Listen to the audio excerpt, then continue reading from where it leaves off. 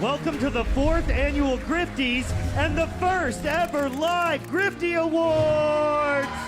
And now for your hosts, Uncle Hotep and Hotep Jesus. Yo, no George, but I can't even breathe in this joint. That's fucked up. He working on that Coon of the Year award. Black people, am I right? We've got some great categories tonight, including athletes. We'll say what's up to your dad. Seasons COVID-19.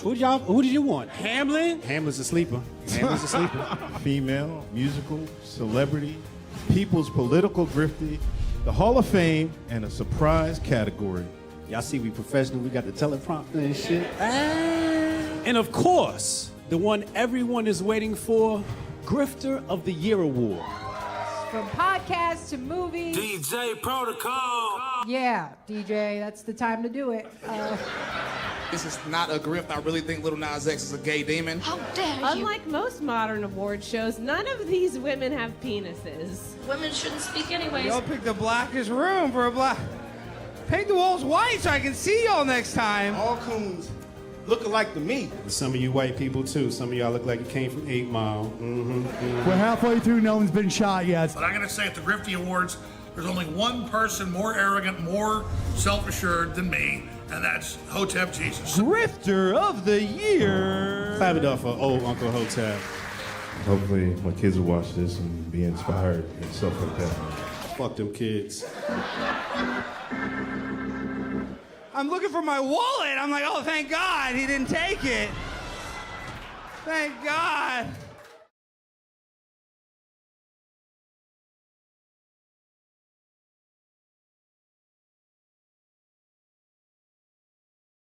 Y'all think we got room for these people? I don't know. The Grift Report starts right now. 2, 1, boom. Hotep Jesus. Of all the Jesuses I know, he's the Hotepiest. Social scientist and YouTube host, Hotep Jesus. How the fuck do you get a name like Hotep Jesus? The one and only Hotep Jesus. Ryan Sharp, better known to the world as Hotep Jesus. Hotep Jesus. Hotep Jesus. Hotep Jesus. Hotep, you're a genius. HotepJesus.com. Somebody said, what do you think you are, some kind of Hotep Jesus? Ooh, and that's I was good. Just like, ooh, that's sexy. Yes, I do think I'm Hotep Jesus. Good morning, good afternoon, good evening, or good night, depending on where you are in the world. Welcome to the Grift Report, live Monday through Friday, 2 p.m. Eastern. I'm your host, the Grift God. Hotep Jesus. Hotep Jesus. Hotep Jesus. Hotep, you're a genius. HotepJesus.com. Oh, this a real Hotep brother. Hotep to the chat. Hotep to the Hotepistanis. Hotep. What's happening, y'all? Who's in the house today? Who's in the house today? Montoya, what up? Strong Dad in the house. Them Palestinians need to stay where they at, says Strong Dad. Oh, man. Not only is he racist, he's also xenophobic. Charge Uncle Hotep? We gonna get to that. We gonna get to that. What's today? Wednesday, right? Yep. He might have to listen. This Rico case just gets worse and worse. We gonna talk about Uncle Hotep today. Don't worry. Lauren, what up? Haram Life Podcast in the house. Make sure y'all go listen to our sister podcast, Haram Life Podcast. Hotep Goldstein said the world ain't shit. Oh, this a real Hotep brother. Yeah. Listen, I packed the show with a lot of goodies today. So stick around. We got a lot to cover. We have a lot to cover. You know, I know I say that every day, but actually I don't say that every day. But it's I got White Boy Summer in the bag. I got a lot of Palestine in the bag today. We got a lot to take a look at on the Palestine front. We got Grifter of the Day. Actually, there's multiple Grifters of the Day today. Then we have a new segment called The show, you're going to watch the show slowly get more professional. I'm working with the team. I'm working with Taylor. I'm working with Alex. Watch the show get more and more professional, like a real life show. And you're going to see glimpses of that today because it's time to take this thing to the next level, incremental improvements over time. And it's going to be, I think you'll enjoy it. I think you guys will absolutely enjoy it.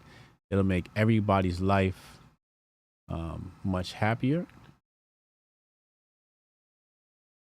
Let's go ahead and get the show started.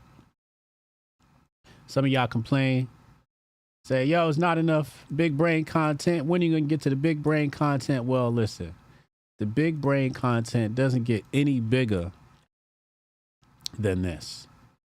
We got JAG versus bonds, proof of work versus proof of stake. If you want to learn about the technology, the blockchain technology that secures the network so that hackers and bad actors can't steal your money, that's what this debate is about. Which technology is going to secure your crypto better and faster? Okay, and more efficient, right? Because there's processing fees. There's, we just had the Bitcoin halving. So there's a lot to discuss this Friday, 2 p.m. JAG versus bonds. And this is JAG here, who's one of the leaders and co-founders of Syscoin. So shout out to JAG. Shout out to Jiggy Jag. It's going to be crazy. I can't wait. I'm a geek, so I'm always looking to learn. All right. I posted this tweet. I got one like. Is this just, I guess I got one like because it's just over your head. Well, yeah, I kind of expect shit like that. We're going to save that for, we're going to save that for the end of the show. Let's start off with,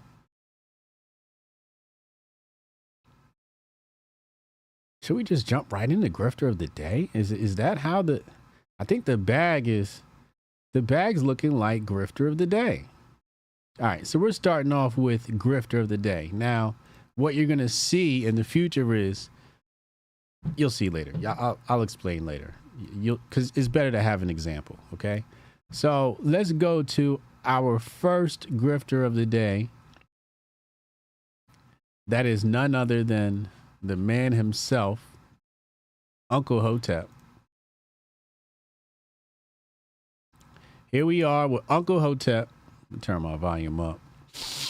Here's Uncle Hotep trolling. He's gone full ZV Bear. He's gone full engagement farming. And he posted this photo of a white woman sitting next to one of the statues there in Egypt.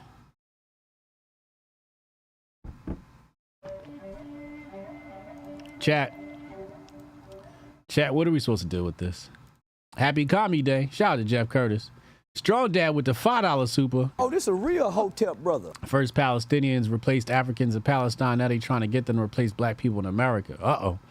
Replacement theory is coming around to blacks. It's coming around to the blacks. This is out of pocket, right? This is out of pocket, ain't it? Look at this. This is what Unc's waking up. 6:40 a.m.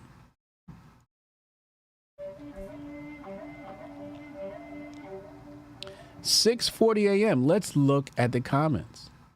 Robbie Blue says, you've been cooning for a while. I think you'd have 1 million followers. Axel Foley says, book this man now without bond. Too far, Hotep Jesus. I agree. Unc this Thursday, right to jail, right away. Carlos said, this is too good not to steal. He says the lips don't match. Hell no. Damn, even the statue skin is peeling from sunburn. Oh, this a real Hotep brother. Good catch. Oh, man. This is crazy. I'm up hating. You up cooning. Hotep. This is crazy. More blacks for Trump says, good morning, Uncle. Thanks for reminding us what happened to all the black people after our 18th dynasty downfall. What does this say? Isaiah 20, King James Version. And the Lord said, like as my servant Isaiah hath walked naked and barefoot 3 years for a sign and wonder upon Egypt and upon Ethiopia, so shall the king of Assyria lead away the Egyptians prisoners and the Ethiopians captives, young and old, naked and barefoot, and even with their buttocks uncovered, to the shame of Egypt. And they shall be afraid and ashamed of Ethiopia, their expectation, and of Egypt, their glory. And the inhabitant of this isle shall say in that day, behold, such is our expectation, whether we flee for help to be delivered from the king of Assyria, and how shall we escape? Is this like one of those black Hebrew Israelite quotes, the things that they quote to prove like black people are the Hebrews? I don't know. Anyway, we're going to put this in the RICO file. We got to put this in the RICO file. Where's my, you see it right here? RICO. Boom. It's going in the RICO. We got a lot of evidence on this guy. He been trolling a little too much. Next grifter of the day.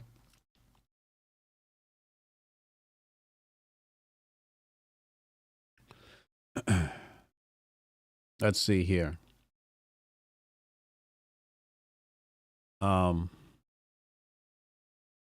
Nickelodeon. Nickelodeon has made grifter of the day.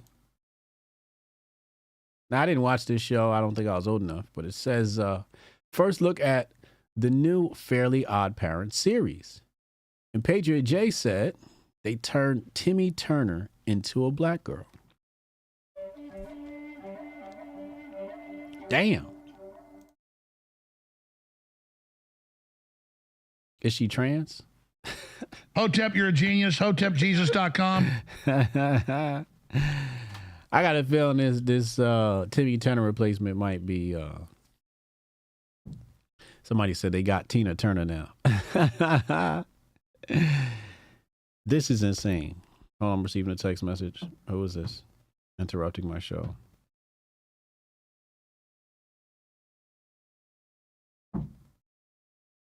Oh, okay.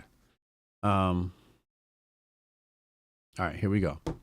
So, Nickelodeon, this is DEI. I'll be honest. This is DEI. This is DEI. We didn't need this. We didn't need a black Timmy Turner. Lauren said, what are they going to name her? They're going to name her Tina Turner. That's the only thing. That's the only thing that actually works here. But good question, though. Who knows? Who knows? Lindsay in the house. What up, Lindsay? Lindsay, the creator of the term Red Wokes, has just entered the chat. She got a wrench this week. Shout out to Lindsay H. It's called Fairy Godparents now. Let's go to the next grifter of the day. Now, this person has been grifter of the day several times and is back, roaring back into the spotlight. One of your favorites. This is one of Goldstein's favorites. This is one of Strong Dad's favorites. I think Lauren is a fan of this guy too. I know she hung out with him before.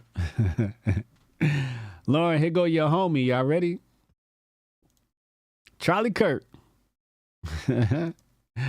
Charlie Kirk has entered the chat. What up, Kay? Leah Squared over on Rumble. What up, y'all? Charlie Kirk has entered the chat. Charlie Kirk says Jews are experiencing the hate that we white people have been experiencing the last decade. Jewish. What is this? This is like, is this the victim Olympics? Who's more oppressed? And let's see. Let's see what he has to say. Maybe he makes sense. Let's see. And I have sympathy for American Jews that are very confused. However, that's anti-Semitic. Hotep, you're a genius. HotepJesus.com. That's anti-Semitic. Somebody call the ADL right now. What he just said is anti-Semitic. I want to play it back. Chat, thumbs up in the chat if you think this is anti-Semitic. And I have sympathy for American Jews that are very confused. See? You trying to think for Jews now? That's anti-Semitic. You're not allowed to think for Jews. This is anti-Semitic. Thumbs up if you agree with me, chat. He wants to tell the Jews how to think. Where does he get off? Do y'all agree with that? That this is anti-Semitic? Gene says, sure you want to play that game, Charlie? Let's go back to Strong Dad's favorite online personality. However, I have impatience for American Jews that have put up with the anti-white sentiments the last decade and thought it was perfectly fine. Oh my God, he's practically Hitler. Hotep, you're a genius. HotepJesus.com. Oh my God. He's gone full red woke. He's gone full red woke and full red white. Oh my God. He just went from Strong Dad's favorite person to Rudy's favorite person. Hold up. Middleman Reek with the $50 super. Oh, this a real Hotep brother. Damn, I got to stay overtime today. We hit our goal already. Shout out to the... Wait, did he send 2? Yo, bro, I think you sent 2 by accident. Or is it just showing 2? Wait a second. Oh, it's a glitch. All right.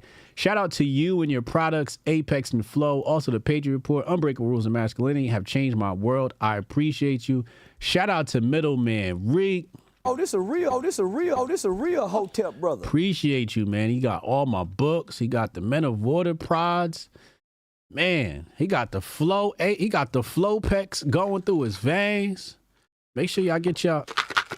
This one, I need to re-up on this one. This one's getting a little empty. My Apex getting a little empty.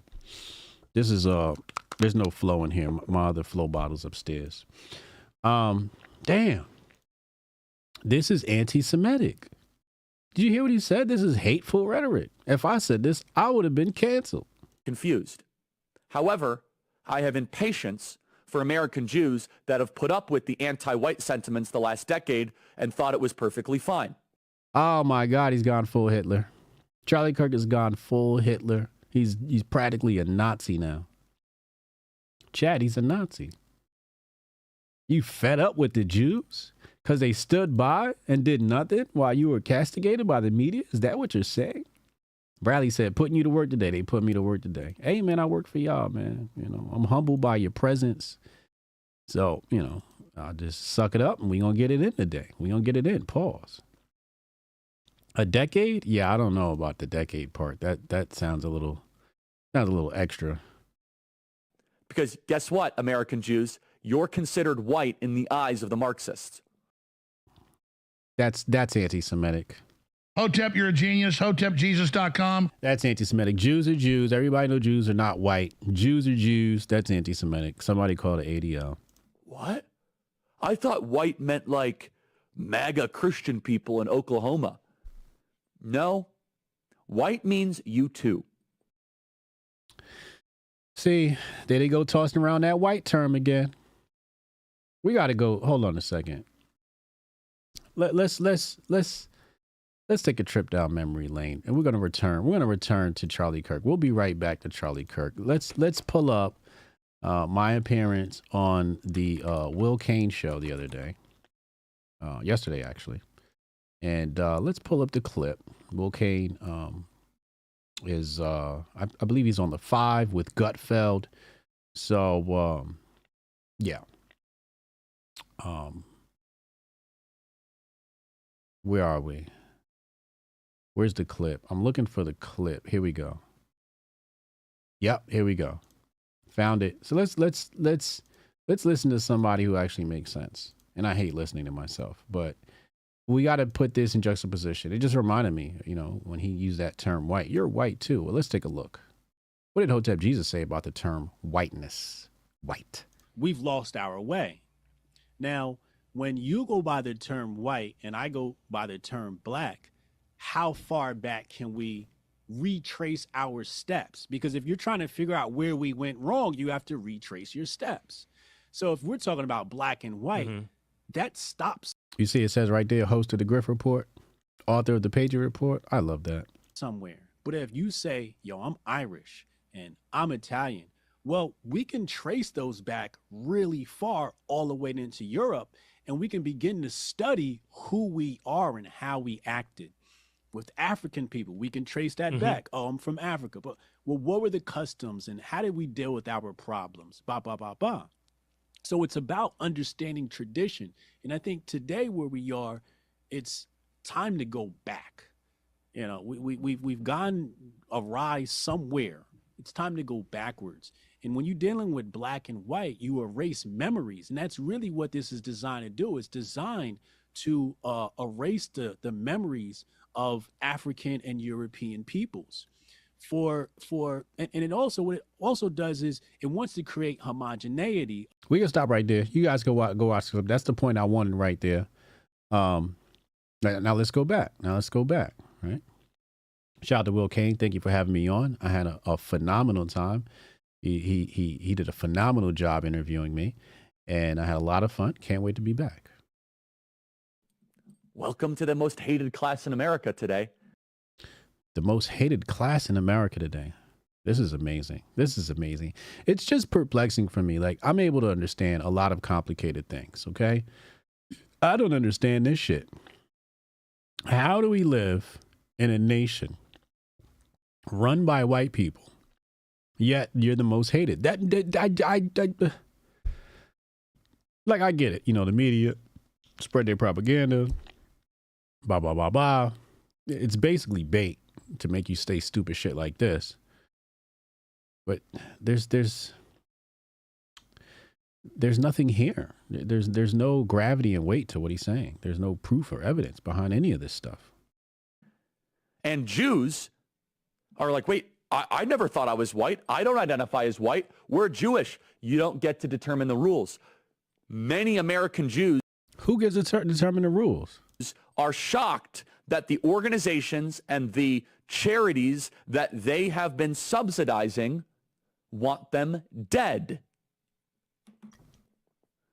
This is cut 67. I think this is illegal, where they are forbidding Jewish students from going to class. That Jewish kids are being physically prevented from going to class. And I want to make sure this is clear. At the foundational level. What the fuck do he be talking about on his show? Who's his audience? People watching this shit? This is crazy. What exactly are you supposed to get out of watching this show? This is at UCLA. This is coast to coast. It's because they hate Western civilization, and they have now looped all Jews into the white category. So now Jews are experiencing the hate that we white people have been experiencing. We white people. The last decade, and we've been warning against, hey, you know that there's like a lot of venom against white people because of the color of their skin? Too bad. Floydapalooza, BLM, diversity is our strength. And now all of a sudden Jews are saying, this kind of feels like how we got to Auschwitz. This doesn't seem right. And I'm glad they're waking up. And it is how you get to mass murder. It is how you get to elimination. By hating one group. By sectarianism and tribalism. And the reason why this is breaking the matrix is... Breaking the matrix? What? Nothing he said is breaking the matrix. All of this shit he's talking about is definitely within the realms of the simulation. What is he talking about? Breaking the matrix? What? Is that for years... it was fashionable and acceptable to hate white people. It's... What? Fashionable and acceptable to... Yo, does he go outside? Look at his face right here. Somebody screen cap that.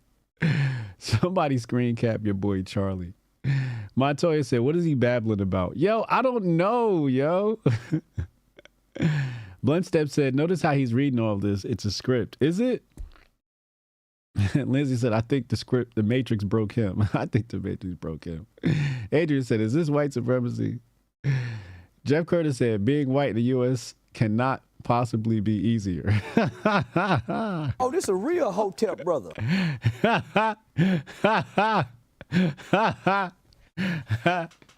Yeah, that's so funny. I gotta read it again. Being white in the U.S. cannot possibly be easier. This is from a white dude. Me and Jazzy hung out before, and it doesn't get any whiter than him. And so it just makes this just fucking hilarious, yo. Oh, that's funny. Strong Dad said this is some kitty talk. Yeah, this is definitely some soft shit. Carlos said his head shape is ridiculous. I didn't want to comment on that, but here we are. Hey, Lauren says his mom watches, I bet. Yo, what the hell is going on? Strong Dad said, this is what Mo Fax is afraid of? Yo, bro. Carlos said, this is content for all the guys that react to lib media all day. Oh, okay. Yeah, this is Red Woke. This is Red Woke content? I feel bad for the Red Wokes. This is what they be watching? Look at his face. It's not as fashionable and acceptable to hate Jews. But if you call Jews white, are you then able to hate Jews? What? What?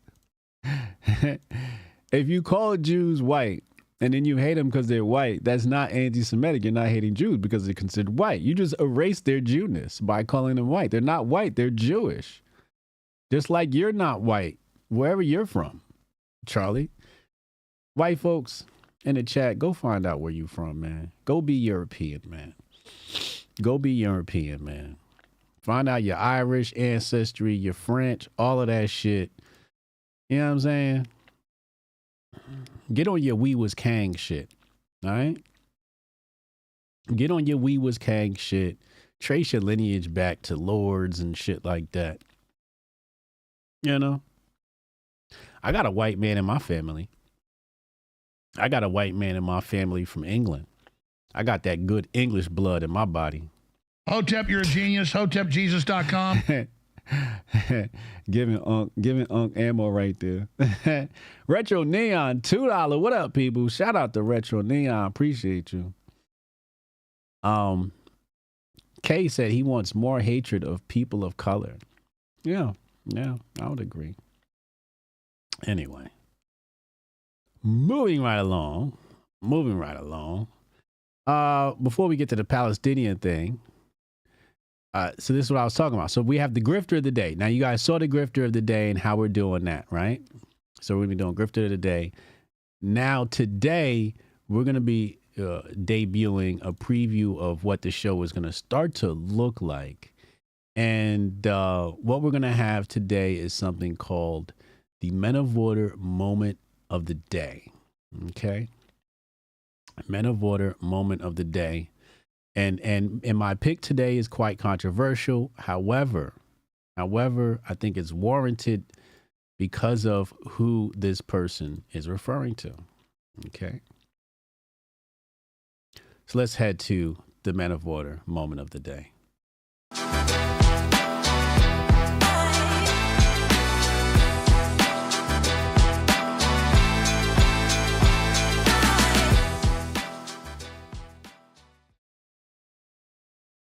How was that? See that? We're getting professional and shit. Andrew Tate, you made it. You made it to Men of Order moment of the day. So we're going to have one of those like video things, but for grifter of the day. Y'all feeling that? We getting like professional, right? Y'all feeling that? Y'all like that? That's good. That's good. You like that? Hotep Oz said you got a white man in you. Wow. Pause, Oz. Facts. Jesus, that was crazy. You like that? You like that? Is that good? Are we starting to look like a show now? Are we starting to look like a real show, a real afternoon show? I'm competing with Fox here, man. This is tough. Yeah, you like it? Okay, good. Thank you, Justine. Thank you. Andrew Tate says, now this is wild. This comment is wild. Like, I thought I was bad. Andrew Tate says, has Ben debated Candace yet? Or is he hiding in a tunnel?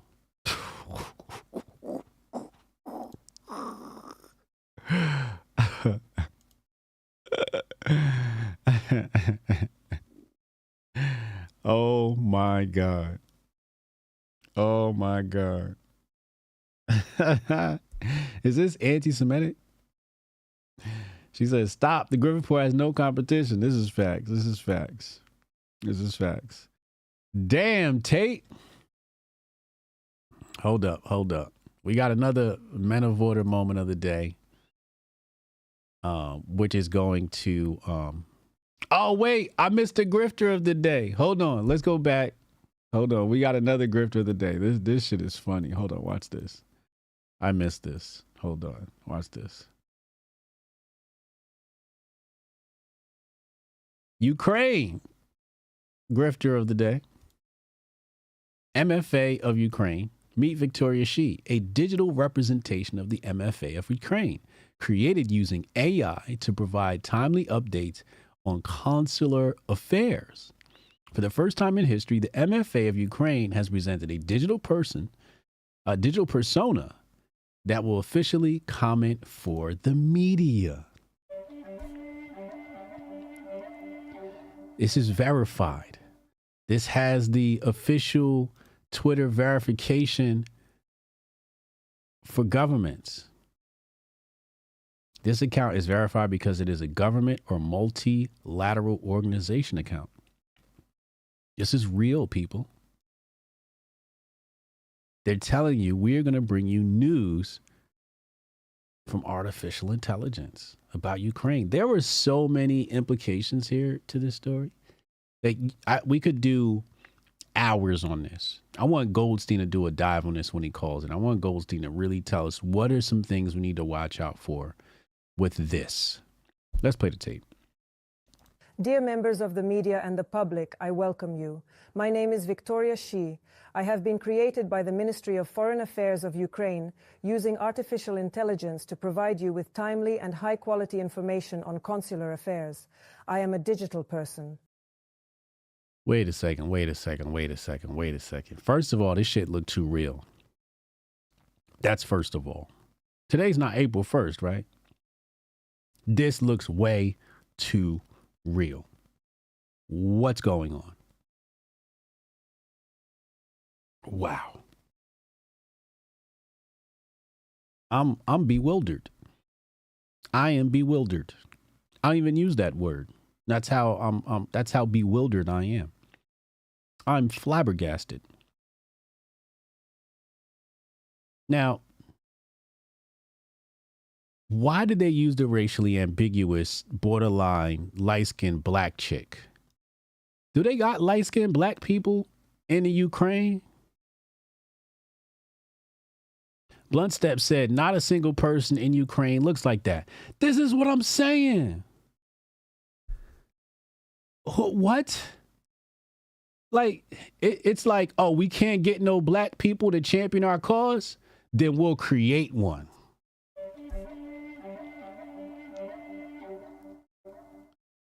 This bitch look like Lauren. Sorry to pick on you, Lauren. Strong Dad said this is just a taste of the tech they already possess. How do we know Biden's not like what if Biden, you know, those moments when he's not stuttering? Jeff said this isn't for people in Ukraine. Exactly. This is definitely not targeted for people in Ukraine. This is definitely targeted towards us, Americans, leftists, yes. This is crazy. Matt Earth Theory said, damn, Lauren looked like that? Should have seen her at the Grifties. She had a cute little haircut and shit. Rudy couldn't take his eyes off of her. Don Day said, I thought it was AOC. Lindsay said we aren't lucky enough for Biden to be fake. Yeah, you're probably right. Wow. That means that the text you hear was not read by a real person. It was generated by artificial intelligence.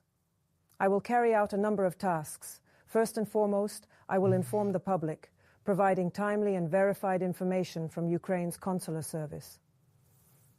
I will provide journalists with updates about the work of consuls in protecting the rights and interests of Ukrainian citizens abroad. At the bottom corner of this video, you can see a QR code. It leads to the official website of the Ministry of Foreign Affairs, where Yeah, you hit that QR code, they clone you, man. If you hit that QR code, they are going to clone you, yo. Do not hit that QR code. the text of this statement is posted. The only original videos with my statements are those that contain such a code and a link to the official website of the ministry with the same comment in the text form. With my appointment, we are taking a step into the future. I look forward to our fruitful cooperation. Nah, this is scary, bro. She sounds British? Yeah. She looks high maintenance too. This AI bitch is an expensive date. Yeah, you date a chick like this? This is an expensive date. This AI bitch right here is an expensive date. Ministry of Truth bot? Yeah. This is crazy. Hotep, I'm afraid to call you my ninja because I'm white. You're a true truther. What? I'm afraid to call you my ninja. Oh my God. Somebody get him an AI bot. Bro, an AI grifter? So yeah, this is Ukraine. Definitely this is next level grifting. I never expected this. We're gonna have to bookmark this for the grifties, bro. This is crazy. Said she only puts out if your social credit score is high. Yeah. All right, let's go back, man. This is wild. I can't believe that. I just, there is so many, it's so much wrong with that. I just don't want to take the time. Like I said, I could pull out, remember the slides? I could pull out the slides on that and be here all day dissecting everything wrong with that. I'm gonna wait for Goldstein and I'm about some ideas off of him. All right, let's get to the story today. Joe Beasy done did it again. Let's put it on the screen. Let's let everybody enjoy this segment from CBS News.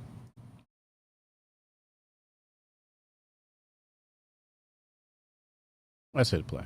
This news exclusively on CBS News. The Biden administration is considering a plan to allow some Palestinian refugees to come here to the United States.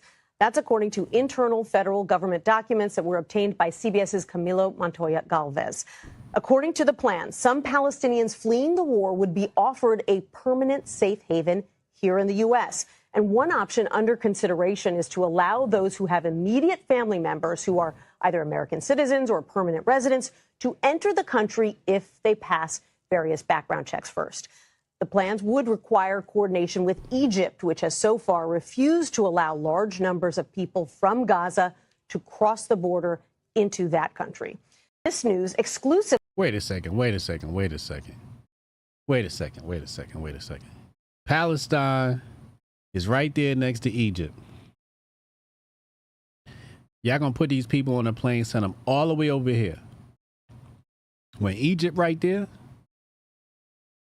Wait a second. Y'all want us to work with Egypt, but Egypt won't even take them in? Like, why are we working with Egypt? I'm confused. What's the point in working with Egypt if they won't take these people in? How does this make sense? Jabari says she looks like every female lead in every new Netflix sci-fi show. This is true. That's true.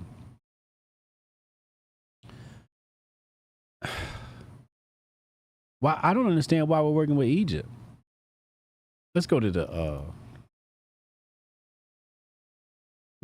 article. CBS News published this on their website. Says White House considers welcoming some Palestinians from war-torn Gaza as refugees. Says the Biden administration is considering bringing certain Palestinians to the U.S. as refugees, a move that would offer permanent safe haven to some of those fleeing war-torn Gaza, according to internal federal government documents obtained by CBS. So it wasn't like the White House made an announcement. They obtained the documents, which means this shit probably gonna happen. Or at least it was being discussed, right? At the very least. Certain Palestinians. Certain Palestinians, huh? You're gonna need special clearance from Langley? Is that what's happening here? Whoever has government clearance? Now it says some people who have immediate family members who are American citizens or permanent residents. I hope they living with them. I hope they're gonna be staying with them. We got veterans and homeless here we can't take care of, but we're making accommodations for everybody else. One of those proposals involves using the decades-old United States Refugee Admissions Program to welcome Palestinians with U.S. ties who have managed to escape Gaza and entering neighboring Egypt. Wait a second. So they've left Gaza and they're now in Egypt. And Egypt like, yeah, I ain't got to go home, but you got to get the hell up out of here. Egypt on some Martin shit. You ain't got to go home, but you got to get the hell up out of here. This is the type time Egypt on. And people asking black people why we not championing the cause. Egypt don't even want these people. And they got a whole country with pyramids and sphinxes and shit. They got a whole economy. Niggas in America ain't got shit. All we got is Gucci flip-flops. What the fuck are we going to do for the Palestinians? This is insane. Atrocious. Top U.S. officials have also discussed getting additional Palestinians out of Gaza. Oh my God. So we're going to go in and get them out and processing them as refugees if they have American relatives, the documents show. The plans will require coordination with Egypt, which has so far refused to welcome large numbers of people in Gaza, from Gaza. So Egypt refusing these people, but we got to take them in. While the eligible population is expected to be relatively small, relatively small, to what the plans being discussed by U.S. officials could offer a lifeline to some Palestinians fleeing the Israel-Hamas war, which local public health authorities say has claimed the lives of more than 34,000 people and displaced hundreds of thousands of civilians in Gaza. In a statement provided to CBS, White House spokesperson said has helped more than 1,800 American citizens and their families leave Gaza, many of whom have come to the United States. At President Biden's direction, we have also helped and will continue to help some particularly vulnerable individuals, such as children with serious health problems and children who are receiving treatment for cancer, get out of harm's way and receive care at nearby hospitals in the region. So this is what they do. They try to hit you, in the heart with the children shit. Oh, but the kids. The kids could come. The rest of you motherfuckers got to stay. And after we fix them up, we sending them back. All right? Hajid, as soon as you get here and we cure that cancer, we sending your ass right back to Gaza, nigga. Little motherfucker. Fuck them kids. Hotep, you're a genius. HotepJesus.com. I love having my own show because I get to say shit like that. I can't say shit like that on Fox. People in the country would lose their mind.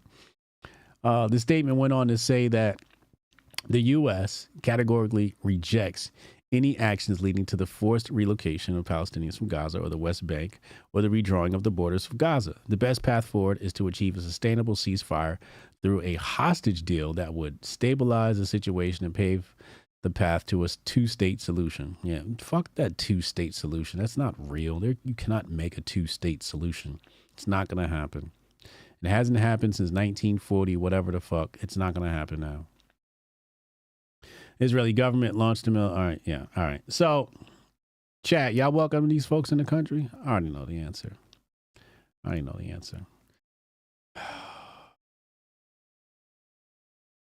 Strong Dad said he don't want it because it's going to end up in black neighborhoods White people complaining, and again, I don't think white folks got much to worry about other than the fact that you'll be subsidizing somebody else's life.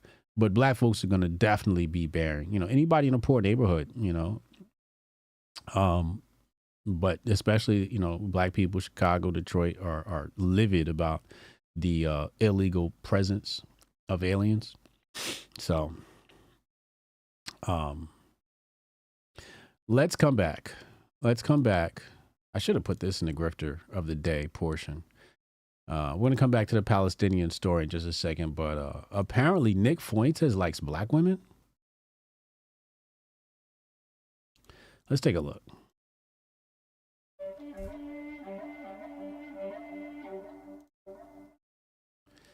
It says here from this account at white mothers _ pro white women. Okay. Why is it okay for Nick Fuentes to say he finds black women attractive and still be praised by the white nationalist community? Okay. Imagine if I said something like this, or any white nationalist woman, you would call us a mud shark and put us out of the pro-white circle. The hypocrisy. So she's mad because she can't talk about how attractive she is to Tyrone. She want to let the world know Hotep Jesus look kind of good. But she's afraid to because her own community will call her a mud shark and put them out of the pro-white circle. Let's see what she says. Imagine if me, a white nationalist woman, says... Oh, wow. She got the British accent? ...that blacks are attractive, or if I said, other non-whites are attractive. Would you forgive and forget if I go, oh, well, I don't race mix, so ever race mix, I would never race mix? Would you forgive me for that? No, you wouldn't. You would never, ever let me live it down.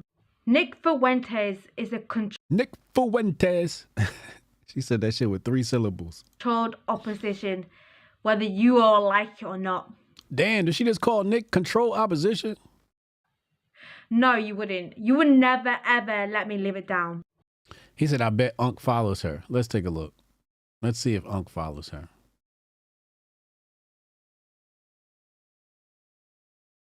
Harrison H. Smith. No. Unc doesn't follow her. I'm surprised. Nick Fuentes is a controlled opposition. Damn. Retro Neon says, I have a song request. Brandon Jamal, Now You a Single Mom. It's lit, not gonna lie. Oh my God.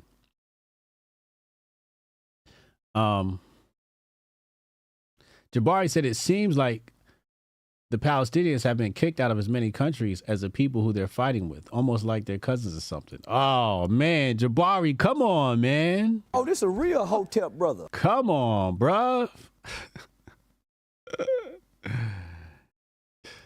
Yo, is YouTube acting up? Is YouTube working? Because I got... The analytics is giving me, like, conflicting numbers here. I feel like YouTube's like stripping me of views or something like that. Anyway, let's continue.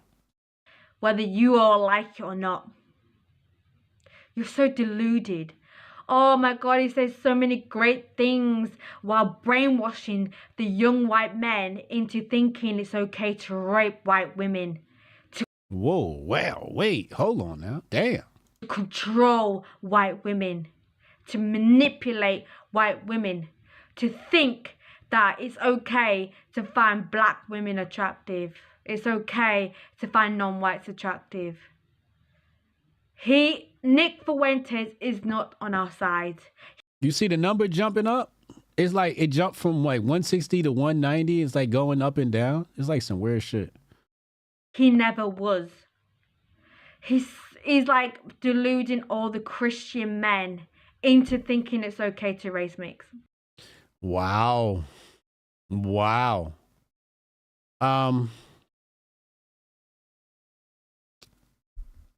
gonna let it continue. Oh yeah, but he says not to race mix, yeah? But he's saying that blacks are attractive, black women are attractive. This is brainwashing. Jewish brainwashing, and they've been doing it for fucking years. Damn. He's Jewish now? He's been told to do this by Jews. Oh, shit. She said Nick has been told to do this by Jews. She's anti-Semitic, racist. Oh, my God. And you're falling for it. White Twitter is falling apart. Pro-white Twitter is falling apart. Just like the gay, being gay, just like him being fucking Mexican. I mean, he's Mexican. He's not even white. And yet he is supposedly a white nationalist. And so many white nationalists are all, sucking his ass. Sucking his ass. Do you know how fucked up that is? Fucking sort yourselves out. You're a Jordan said, I support her message. joke if you're like Nick Fuentes and Andrew Tate. Oh, damn. Andrew Tate, too? And all those other accounts that are huge but are not on our side. They're brainwashing you and you're falling for it. That you call white women naive, but you're fucking naive. Damn. Pro-white Twitter is falling apart. Let's check this. We got to check the thread. White woman resentful because Nick doesn't find her attractive. Log off, slut. Oh, man. Stop hating on a white brother. Be quiet. Damn. The white men are like, shut up, log off. Log off, e-girl, back to the kitchen. Ha ha. Ha ha ha. Ratio. Try being sexier. Why is a woman talking to me? Sharia law now. Somebody said, laugh my ass off, a literal feminazi. Feminist Nazi. We can see your eyes reading over the script. I wonder where you got it from. FBI, CIA. Oh my God! So everybody's accusing everybody of being an agent, control op. Who is this? Is this an ad? Like, what the fuck? I understand and hear your frustration, ma'am. Ain't nobody reading on it. Wait, all right, let's just read it. Let's see what he says. Who is this? Daniel Reeves? Is he another pro-white Christian nationalist? America first. It's time for white men to stand up to defend their God and their homeland. You see that, right? This is what I was talking about before. We were talking about Christian nationalism, and Rudy said you got to be careful with putting white, saying white Christian nationalists, but they're doing it. It exists. This is a thing. Okay, so we're in white Christian nationalist Twitter, aka pro-white Twitter with Jesus. This is pro-white Twitter plus Jesus, right? It is especially upsetting for you because white women are being mocked in propaganda to white men as unfaithful, annoying, and useless domestically. Simultaneously, white women are presented with blacks in advertising and media to drive a wedge between white women and men. White men are dealing with these slanderous lies as well, often being portrayed, What Mr. Fuentes specifically said about other races and white women that has upset you. I've not seen his comments disparaging white women and fantasizing over black women. On his fresh and fit appearance discussing this topic and numerous other appearances, Mr. Fuentes vehemently against interracial marriages, discusses a desire for a European wife, children, blah, blah, blah, sending my prayers to you, blah, blah, blah. Pro-white Twitter is in shambles right now. And they said, devocalization, surgical procedure in which the vocal cords are removed or altered to reduce or eliminate the dog's ability to bark. Oh my God. Yo, back in the kitchen, they say, focus on your own problems. Damn.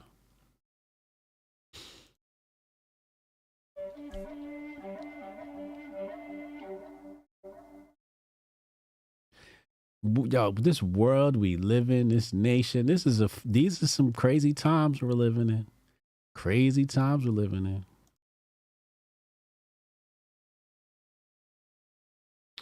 Let's go back to Palestine.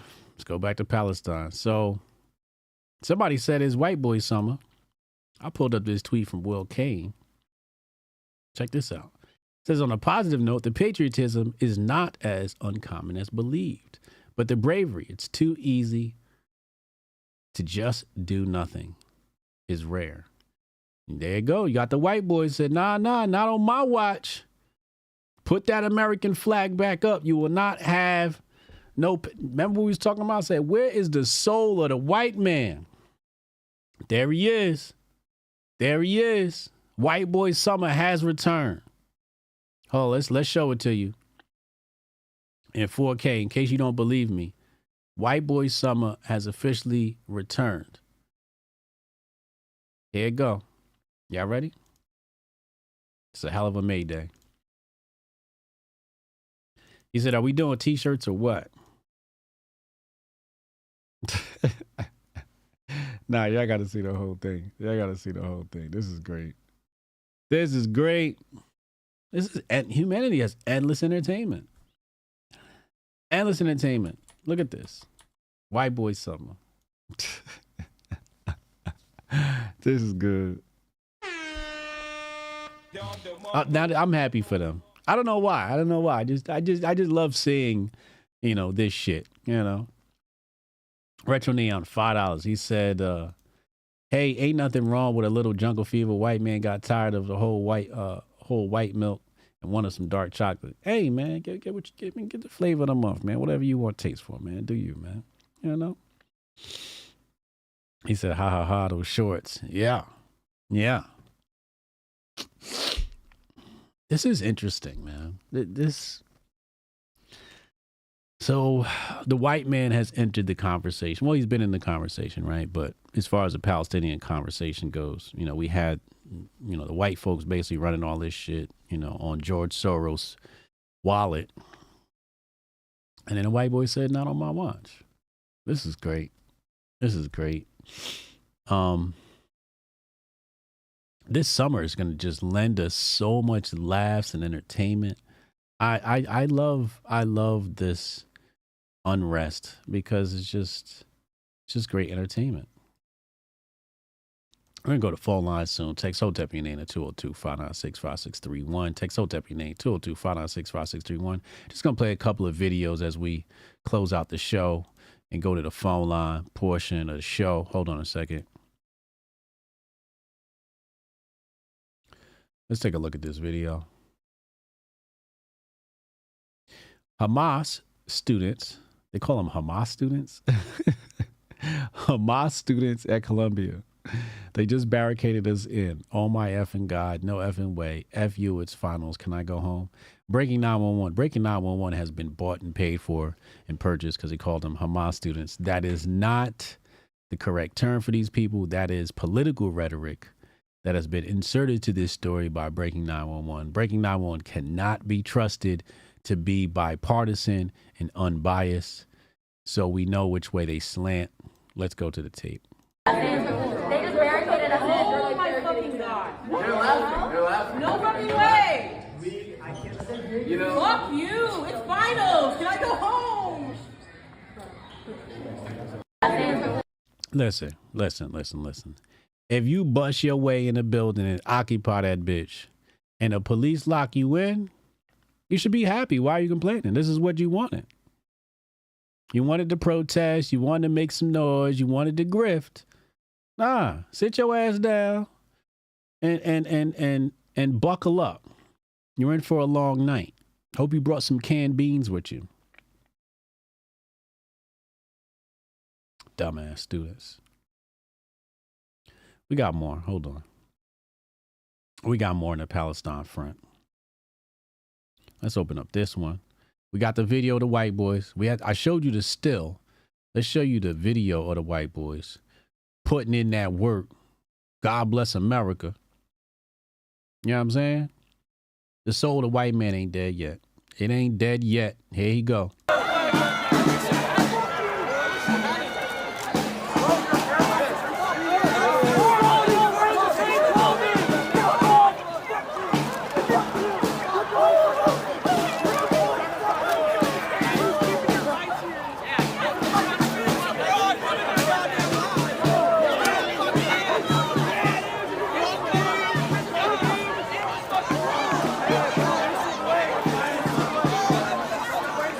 Smells like 1776.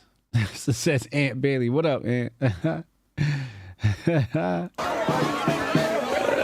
Hashtag white boy summer. Yes, sir.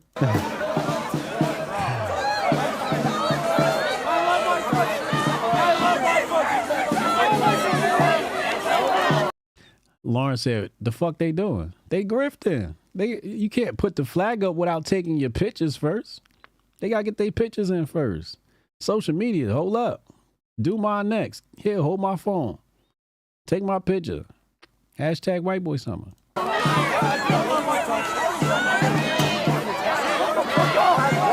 See, they throwing shit. You see this? See the white bitch right here? She throwing shit at people.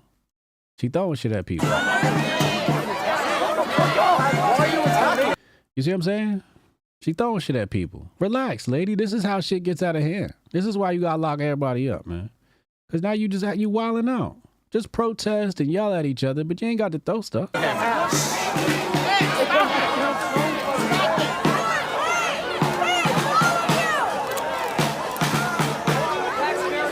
Niggas need to go to class, yo.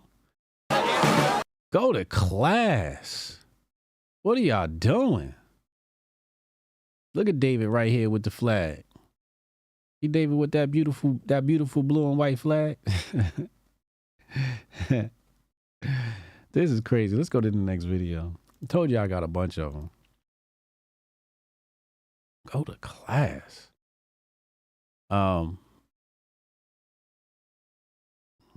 Check this out. School says protesting in America is a feminine act. It used to be called nagging.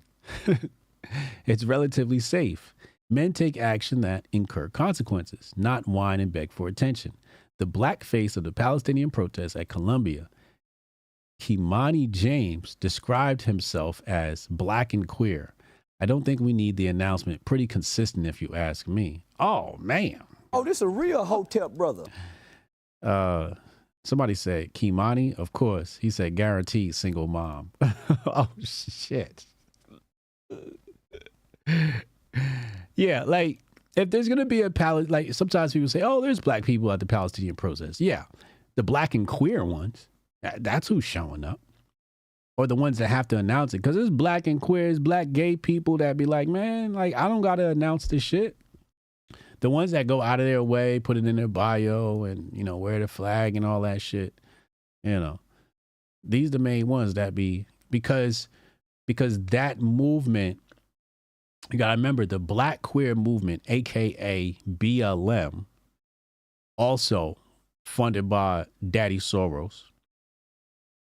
This is a continuation of the same checks. So you're going to find these elements in the Palestinian movement. It's BLM part 2. Remember I said Palestine's a new BLM? Do y'all remember when I said Palestine is a new BLM and Uncle Hotep tried to argue with me? I wish all the black people were as smart as Hotep Jesus.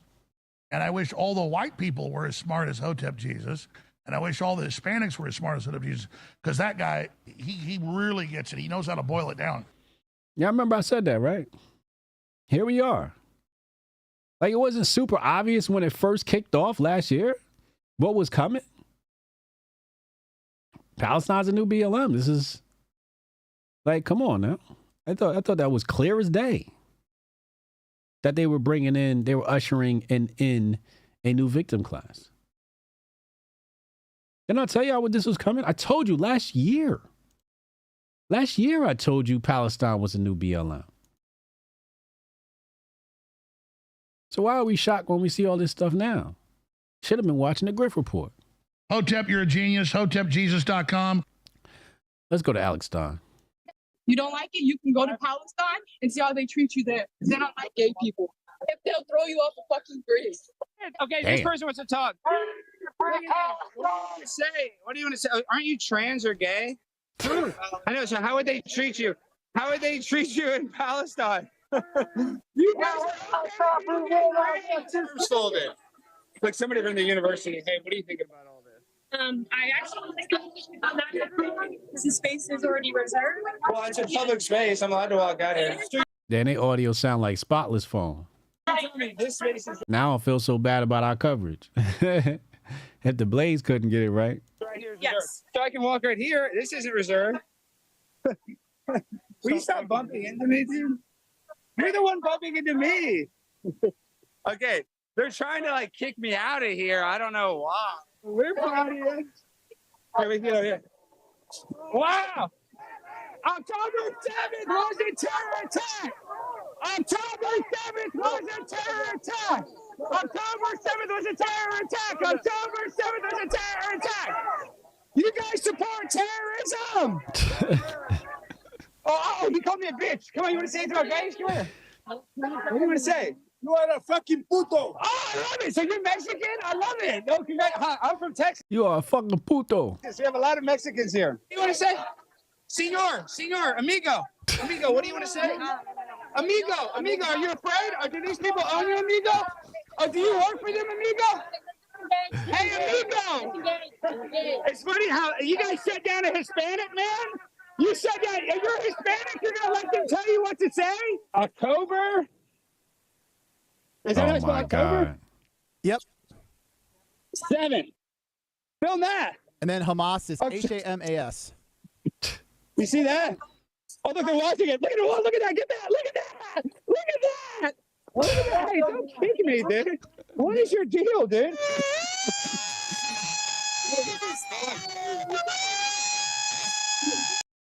See?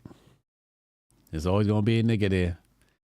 There's gonna be a brother, a sister that's gonna come in and do the most. They will always find one. Always find one to come in and do the most. He masked up, hat on. I wonder who's paying him.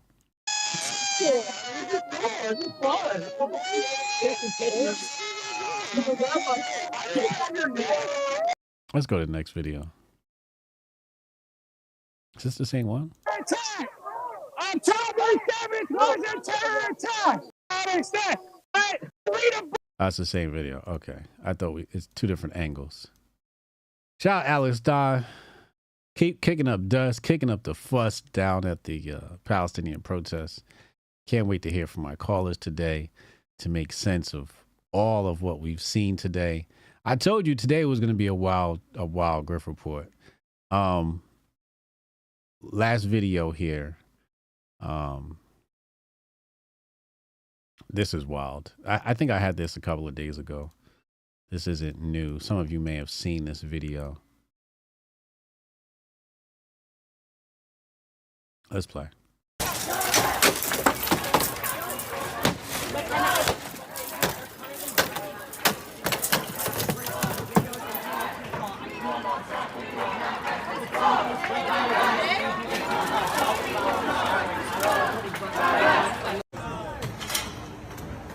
What the hell?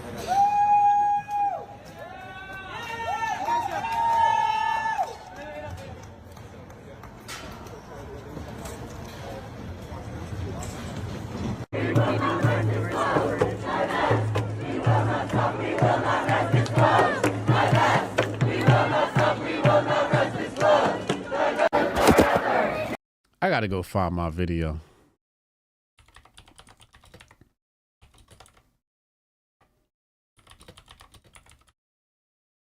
Let me see. I just typed in Palestine as a new BLM. Wow, look at it. October 25th, 2023. Let's see what I said. Is Palestine the new BLM? Are they the new Black Lives Matter? Huh? You heard what Unc said? Did you hear him? He said no. No? This Free Palestine unit has been around before you and I were born. You know, and it's like it's an insult to compare Black Lives Matter, saying it's the new Black Lives Matter. Black Lives Matter was an absolute scam. Uncle Hotep's takes age like milk. Uncle Hotep, who was the billionaire that funded Black Lives Matter? This George Soros. Okay. Who's the billionaire that funded Hamas? I don't know. George Soros.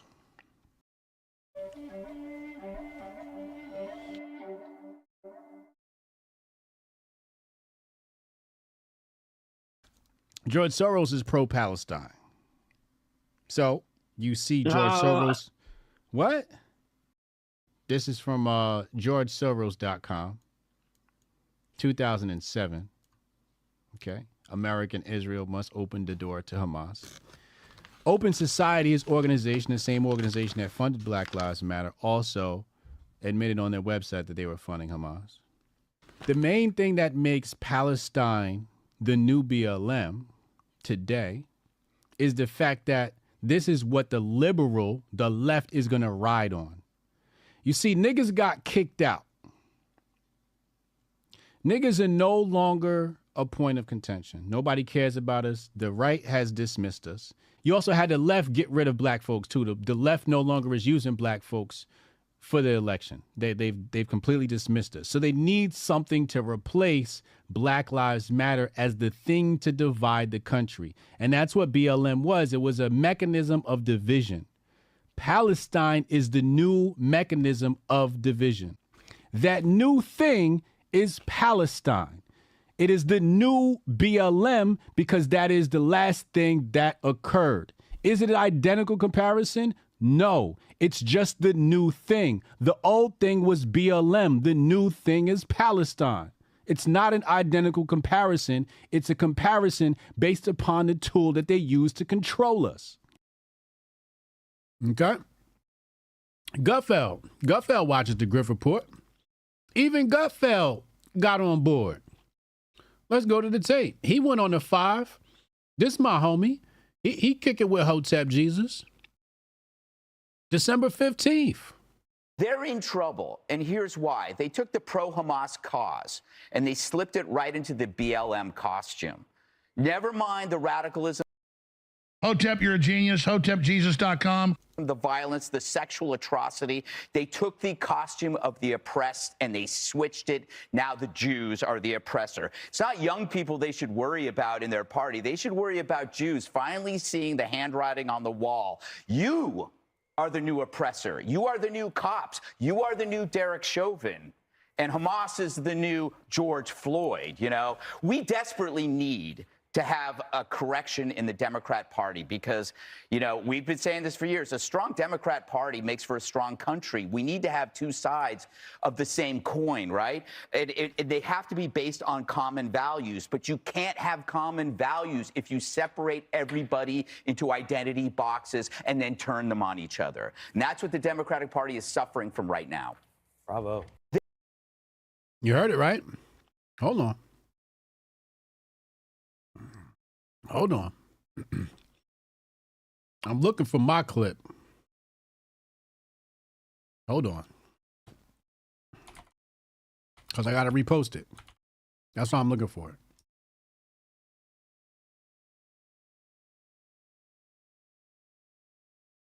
Here it is. Found it. Palestine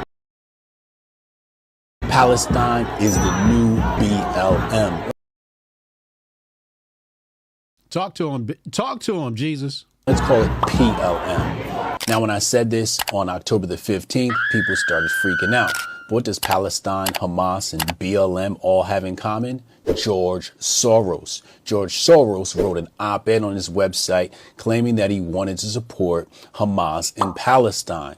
Through Open Society, he not only supports Palestine, but also supported Black Lives Matter. George Soros also happens to be the #1 donor to the Democratic Party. Now, one thing I know about white liberals, progressives, socialists, and communists is they love to attach themselves to other people's struggle. Palestine happens to be the new struggle that this parasite wants to attach themselves to. People are now starting to notice. Matt Walsh, Simon, and also this guy named Eli Klein. This is another example of Hotep's been told you. Subscribe for more.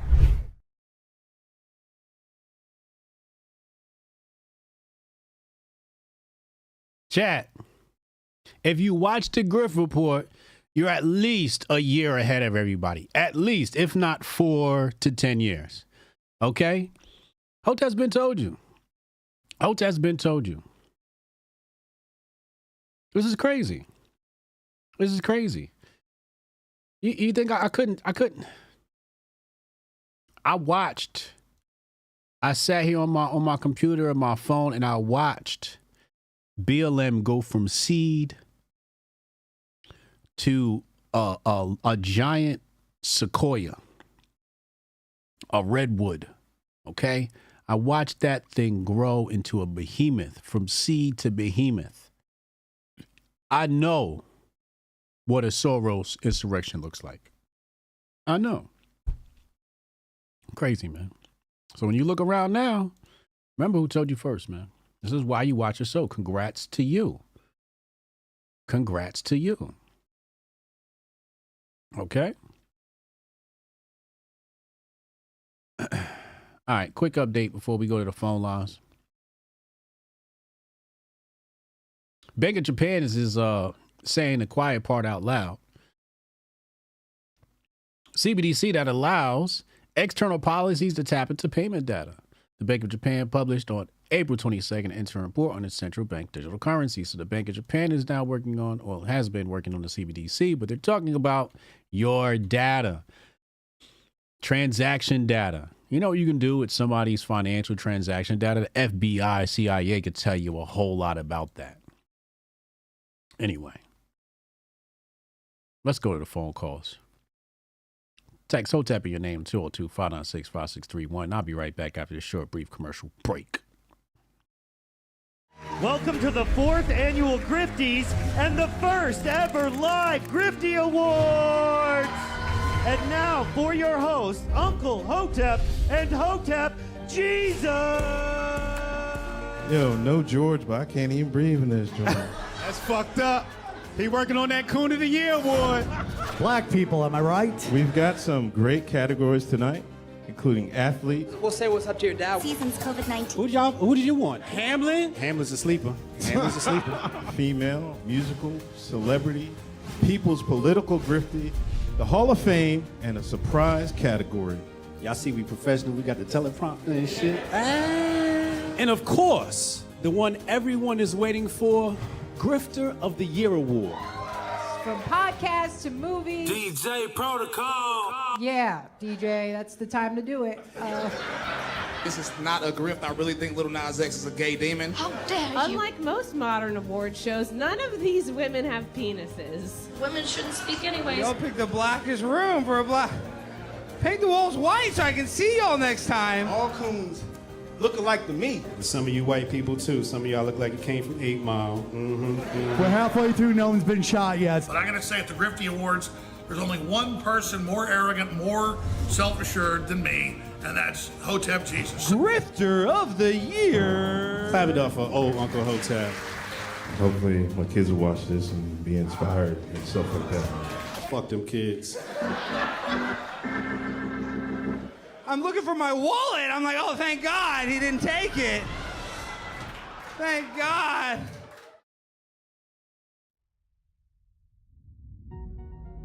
Envision a sanctuary where community and sustainability are the cornerstones of living. In this haven, every family is able to grow their own food, children flourish through homeschooling tailored to unlock their full potential, and education extends beyond textbooks, instilling self-worth and a deep understanding of the world around them. Here, goodwill isn't just an ideal, it's the essence of daily life, where respect for law and order harmonizes with the community's resourcefulness. This place isn't just a dream, it's a call to action for everyone who believes in a better, more connected way of living. Join us in building a future where each individual's contributions create a tapestry of enduring harmony and prosperity. Join us in Hotepistan.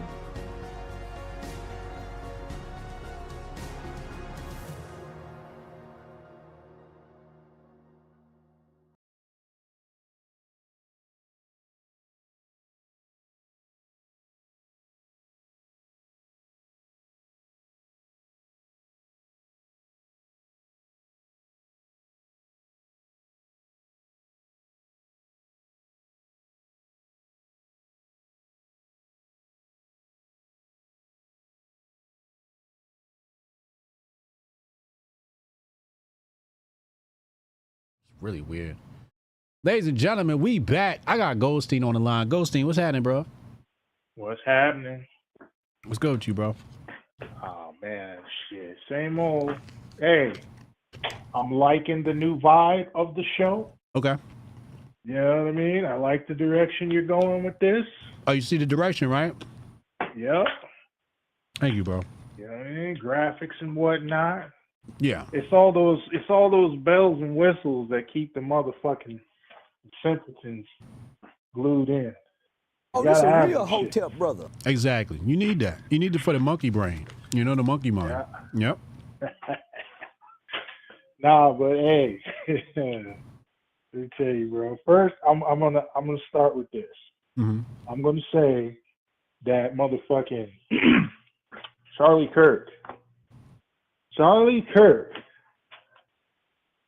said in his motherfucking little spiel there that the way you get to genocide is by hating a group over another group, correct? Yeah. Right. Now, does that necessarily mean that hatred falls along racial lines, or is it just in general?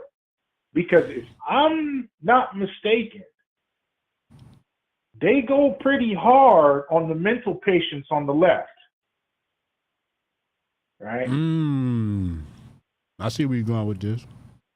So you can't have a whole fucking career based on othering and hating a whole other fucking political ideology. You can't have a whole career based on that and then say some crazy shit like that, because you know what you do?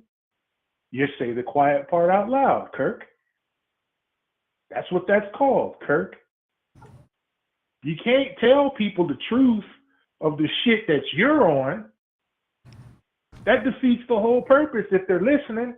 But what is fortunate for you is 99.9% of the people that tune into you ain't listening. They're not listening. They ain't listening to shit you say. They're just going off vibe, going off emotion. You tapped into the motherfucking rage industrial complex on their ass. Rage industrial complex. That's right. And you up in there, you digging around, you fucking with people's feelings, but they ain't listening to shit you said, because if they did,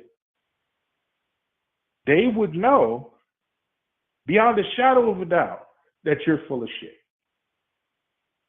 They're just not tapped into shit you're saying. Because I'm gonna tell you like this: the real face of white supremacy was that bitch you played. That's the real face of white supremacy. The one that was mad at Nick Fuentes? That's right. That's how that's supposed to look, America. If you're saying, oh, they're white supremacists, and they look like Charlie Kirk, you're completely 100% off base. If they look and sound like that bitch, spot on. Right? This is how I'm always privy to the feds in this motherfucking circus of individuals like Charlie Kirk, because I have homeboys that look and sound like that bitch. Tight. Go to the wall for these motherfuckers to a point, because when it comes to mine, I'll mash you motherfuckers out. I just want to let y'all know that if you listen. You know that already about me. But anyway. Yeah. That's how they sound. So I can always see the Fed, because they don't sound like that. They sound like Charlie Kirk. If you want the biggest clue to how fake of a fucking bitch-ass motherfucker Charlie Kirk, Elijah Schaffer, and the rest of these Fed white supremacists are, look no further than the fact that they promote Christian nationalism. And I have sympathy for... Because a white nationalist, a real white supremacist, is not going to worship a Jew. Period. They worship Thor and shit. You know what I mean? That's what they do. They walk around with hammers on their necklaces, and they're into that. That's a white supremacist. That's a good point. All the rest of these motherfuckers, they're all fucking either delusional or feds. Yeah. Nick Fuentes, Charlie Kirk, the rest of them. That's how you know. Well, you have now, as far as the Palestinians, Let them motherfuckers come over here. If everybody else can use them, niggas need to get together collectively and do it too. I'm tired of us throwing away assets, man, because we going off emotion. Those motherfuckers can be assets, because I don't know if you realize this, but this country headed very dark place. Very dark place. Those people are assets. You just got to get your hands on them first. That's all. So let them motherfuckers come here, and niggas get first shot, because just like Strong Dad said, they sending them to our neighborhood. Yeah. But we gonna mismanage this. Yeah. Listen, we're one of the most influential groups on this planet. We could touch them motherfuckers, pause, and they will ride or die for us. Oh, this a real Hotep brother. And when you got that type of motherfucker on your team who's willing to strap TNT to his motherfucking back and run into a wall, you don't throw that away. You keep that. You ain't got to fuck with him. That's a good idea. That's a good idea. Like, we would organize in the neighborhood, you know, and the migrants showed up. You'd be like, hey, look, we going to hold a meeting. Bring a couple of these fools down here. You know, who's the leader amongst these? Who's the leadership? Bring them down here. Let's talk to them. Let's work something out. That's a good idea. It's a good idea before you let them fall into somebody else's hands. That's right. Yep. I'm tired of us mismanaging assets because we can't collectively come together and walk in the same goddamn direction. That's true. I'm tired of that. Crazy. That's true. You're gonna have to take charge of your community. Yep. Man. And now I want to close with your fucking query into this fucking AI shit, bro. Okay. Now, I had never heard of this story until you spit it here today. And then I hear this shit, and like a minute or two into what you're saying, it's almost like it dropped on me from the ether, bro. Oh! What you mean? It's almost like it dropped on me from the ether. In my mind's eye, I could see the play. Oh, I see what you're saying. The God done beamed the message down into you. Pause. Man. Okay. So I'm gonna deliver that message here today. And keep in mind, I'm still working on it. I'm still piecing shit together. Okay. But from what I see it, what I'm seeing, this seems like it's going to be used for two purposes.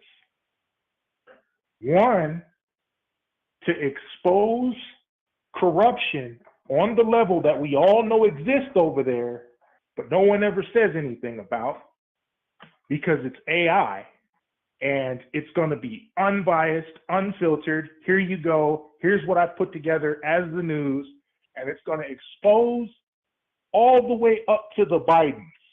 I guarantee it. Wait, say that again? What's going to happen? It's going to expose that corruption over there in the Ukraine. It's going to pop off with the news.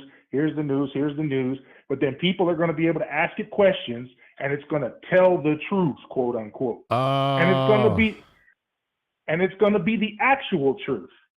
And it's going to expose actual corruption and actual crazy shit that was going on over there in order to weed all that bullshit out and make room for the next, you know what I mean? Yeah, for the homecoming. Right? Yeah. And then that's the first purpose it's going to serve. Yeah. And then it's going to serve the second purpose, which is when people see that, it's going to reinstill some modicum of trust back in the media. They're going to push these motherfucking AIs out there as if this is going to be the truth unfiltered. It can't be fucked with. It can't be tampered with.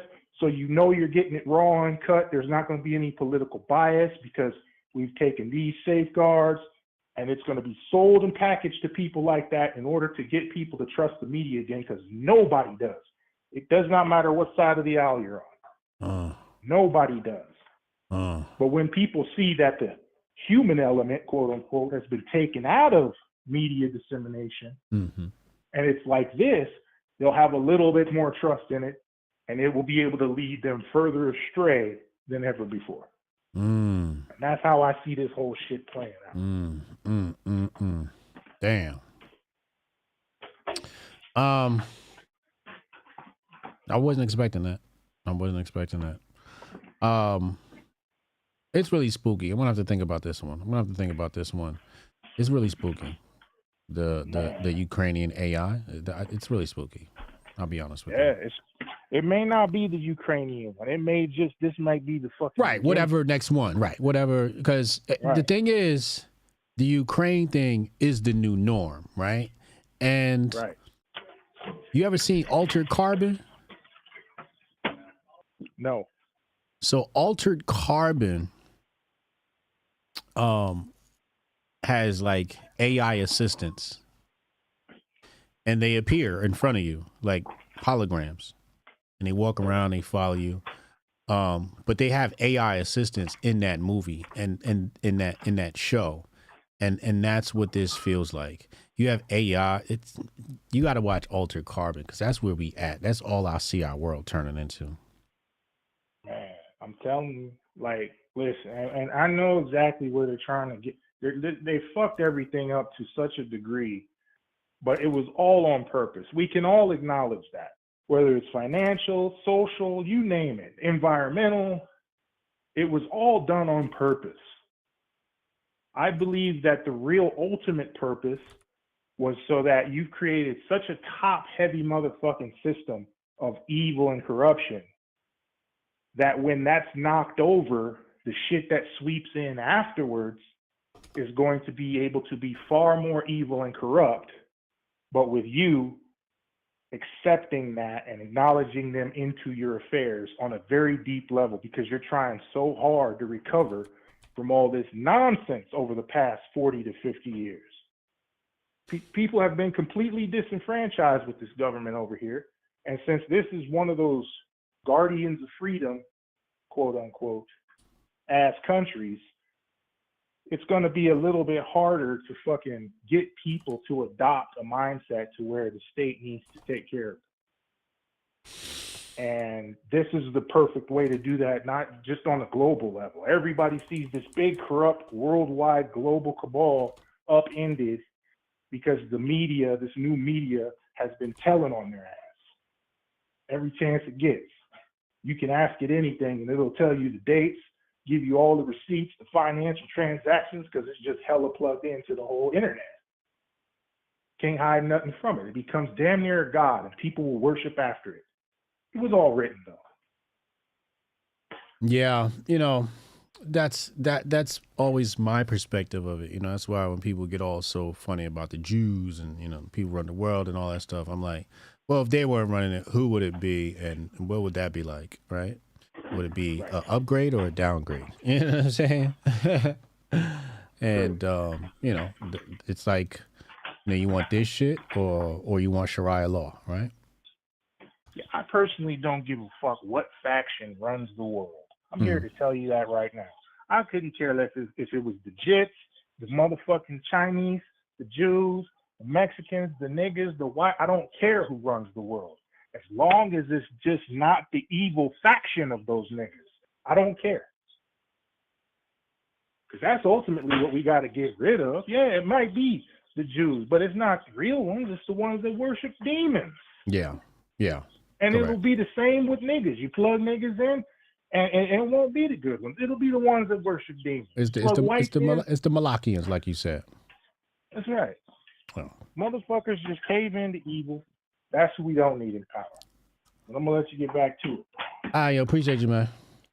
All right, man. Hotep and Bill. Hotep and Bill.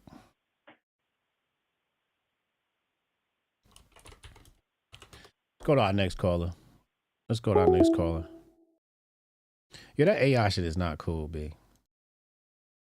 That's one thing Chad was right about. Opinionated junkie. I still like AI. I still use it, but I think it could definitely become too ubiquitous. Options are a huge scam. Don't Wall Street bots fool you? Some posts are faked screenshots. Friend lost over $600. Stocks are faked pumped until it's not. Well, yeah. You got to know how to spot a rug and what's not a rug. You got to know how to spot the rug. Like I saw, some situation. Call from Strong Dad. Yo. Hey. What's good, Joe? What's good? What's good? What's happening? Yo. Shout out to the white supremacist chick telling the white man what he really need to be doing, staying pure. Yeah, you agree with that. You like that. You enjoyed that as a racial separatist. You enjoyed that, huh? I did enjoy it. Now, I mean, as always, I advocate for people to love who they love and do what you do, and it's none of my business. But if you're going to ask what my opinion is on it, it's going to be a lot like hers. And that's just, I mean, I feel like that's fair. You know what I'm saying? You feel like that's fair? Yeah, I feel like that's fair. Why? I feel like that's fair because, I mean, people have a right to want to preserve, heritage and culture. You know what I'm saying? Like, as a black man, I would be sick if my children looked like Drake's baby, you know what I'm saying, or my grandchildren did, so that would break my heart. So for me, it's probably the same reason why my grandma wanted to make sure that I married a black woman, you know what I mean? She wanted to see her generations be black, or whatever this version of black is, because people argue about that. But either way, I agree with that. I like that. I don't think there's anything wrong with that. It's when you do it out of hate for someone else, I think it's wrong, right? Like, stay pure black because we're going to destroy our bloodline because, white people are mongrels or some shit. Like, that's the ideology. That's the stance I won't take. But, if a group wants to say pure, I mean, Asians been doing it forever. You know what I'm saying?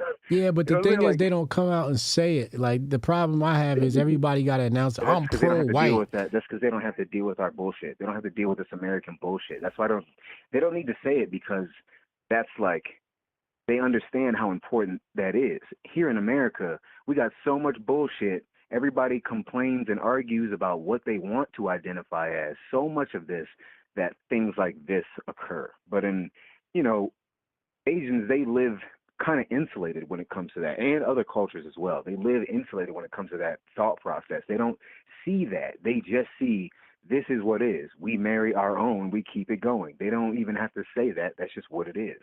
And it'd be nice if we could just be that. But even if you are that in America, someone's going to call you a separatist. If you aren't that in America, they're going to call you a race mixer. It's so politicized here, just being what you are. So that's the only reason why we hear it. But inherently, I don't think there's really anything wrong with it. You know what I mean? Like, if you want a pure Irish line, then you fucking deserve a pure Irish line. You know what I mean? Like, it's not bad. It's just when you do it because you think other people are lesser. You know what I mean? Yeah. That's why I support that take. And also, I'm with Goldstein. If you've been locked up, if you've been in prison, then you know for a fact what a real white supremacist is and what what these fake ones are. Like, also true. She's a real one. That's how they think. He's 100% correct. You know what I'm saying? So yeah, that's that can't be understated. But that's why white supremacists and certain black nationalists get along. I think it's absolutely hilarious the way the comment section packed her up. Yo. Gave zero fucks about what she had to say and said, "Woman, mind your business." But men if are talking. Nick Fuentes were to say it, if he were to say it, say what? Then, because if he were to say all of that shit she said, just in general, just being pure, they would support it. They would cheer it on because he's done that before. But because they're saying he ain't pure, now all of a sudden it's okay. Now all of a sudden what she's saying is wrong. And I think, that's a flaw in their logic. He has used her argument before. So by his logic, he shouldn't even be there. But she came out and called him a fed and all of that shit, so. And that shit is true. And that shit is 100% true. That nigga's a fed. That shit is 100% true. Come on now. Either knowing or unknowing, but I'm shooting for knowing. I'm shooting for he got to handle it. You know what I'm saying? He got somebody in the corner making the calls. He's fed. He's definitely fed. But yo, this AI thing, this is what we saw was a real person. Was AI playing an actual person. I believe that, maybe 5 years down the line, 10 years down the line from what we receive as the quote unquote AI breakthrough, because we already know they're usually about 10 years ahead of what we see.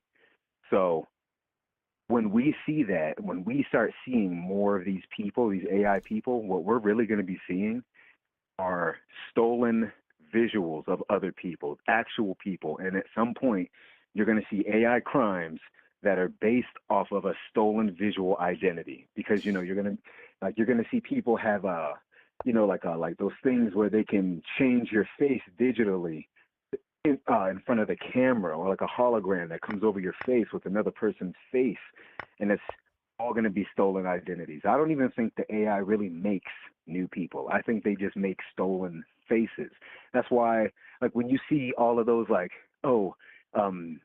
put a picture of you when you were a baby, or do this, put a picture of you when you were this, all of those trends. All of those trends are information gathering ops. The original person to post that is an AI trying to get information on how people actually look in different scenarios, so that they can create, so they can steal a person's facial features. And I'm telling you right now, it's going to be like homeless people that they steal, and then eventually it'll be people on the other side of the world, and then eventually it'll be people in your in your backyard. It'll be right next door. Someone got their identity stolen by AI, and that's the trajectory. Really, is what I see. On top of other things, obviously. Yeah. No, I agree. Definitely going to see identity theft. That's obviously a huge concern. You don't even have to explain why that's a huge concern. Yeah, I agree. I picture, like, you remember a Minority Report, where you would walk and they would read your eyes and do ads to you? Yeah. And he got the fake eyes. Well, I mean, he probably ain't going to need to get the fake eyes in our world. There's going to be like a hologram of someone else's eyes. You know what I mean? Shit's about to get crazy. Yeah, because they were trying to. You watched Altered Carbon? You know about that show? Yeah. Oh yeah. All of the futuristic shows, because you got to really see which future, which scenario looks the best, the most realistic and possible. I definitely think Altered Carbon. We already have the Ready Player One scenario playing out with AI and being in the Oculus and things like that. What Apple's trying to do. So that's already done. The next step is definitely going to be more of a Minority Report thing, where they're catching people based off of what they assume they're going to do. And then maybe we'll get a space in between before the Altered Carbon step. And then eventually, well, I guess Altered Carbon is kind of like the other synth movie, but pretty much that's the trajectory. We're going to see it for sure. Guaranteed. All right. I think it's definitely going to be Altered Carbon. Interesting you brought up the other Minority Report. Like I said, I've been going back and watching the classics, and so I watched Minority Report, and the police are looking for him based upon his identity. So he swapped his eyes out. He went to some rickshaw, but it kind of shows you, what Altered Carbon and Minority Report shows you is the parallel economies, and that's why I always tell people, like I just tweeted out. Here, let me bring it up on the screen. Watch Altered Carbon if you want to understand the importance of crypto, because this society is going to become so communistic, and there's not going to be a middle class. So you'll have haves and have-nots definitively, and the have-nots will actually be happy. They will actually be happy. They'll be happier than they are now, mostly because the meds will keep them happy, but it'll be endless entertainment, and they'll basically be locked into screens all day, like somebody in a trance, with their tablet, like NPCs. Yeah, like NPCs, exactly. And then you got the people outside of that.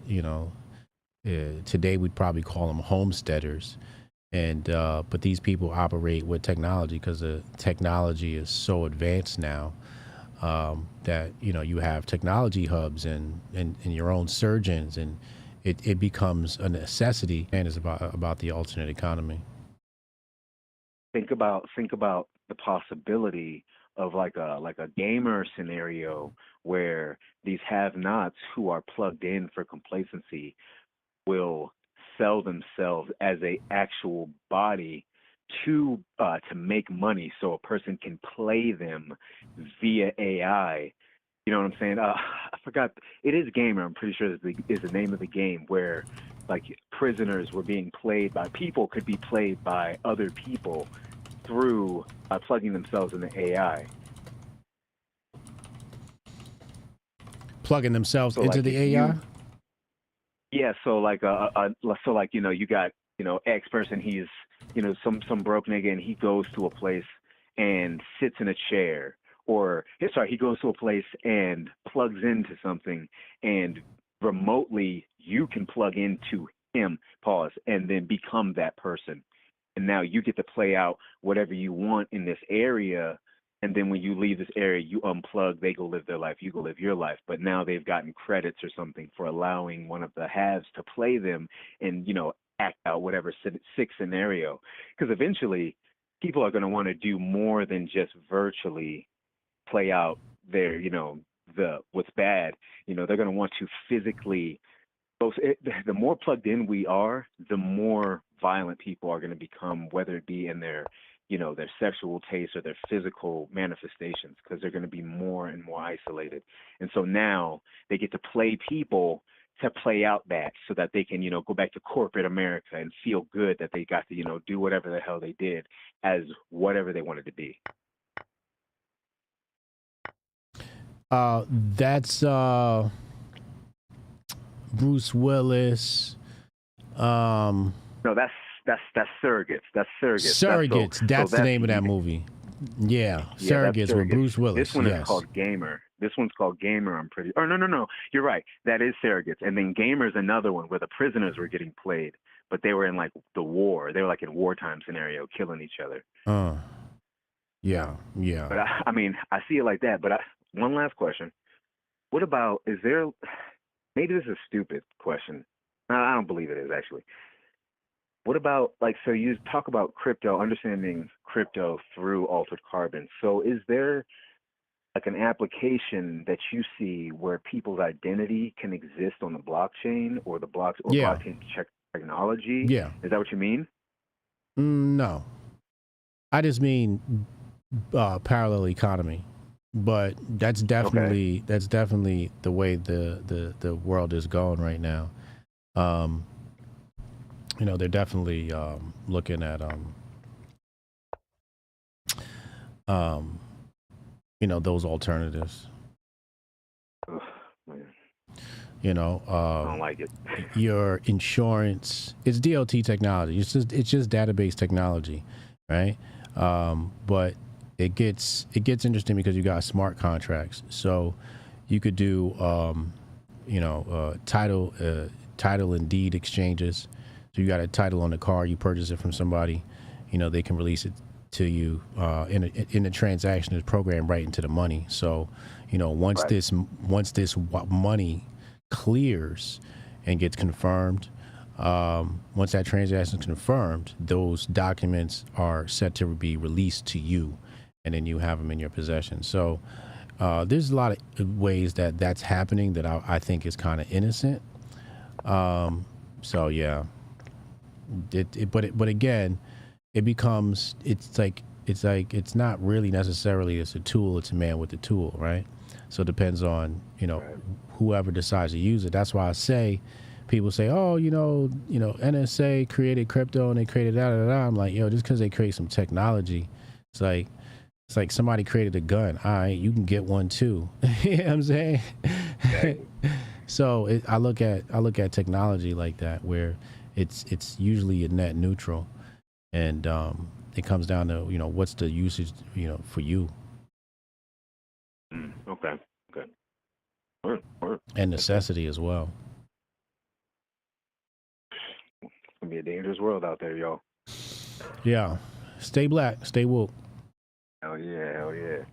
All right, y'all. Much love. Hotep and Bill. Hotep and Bill.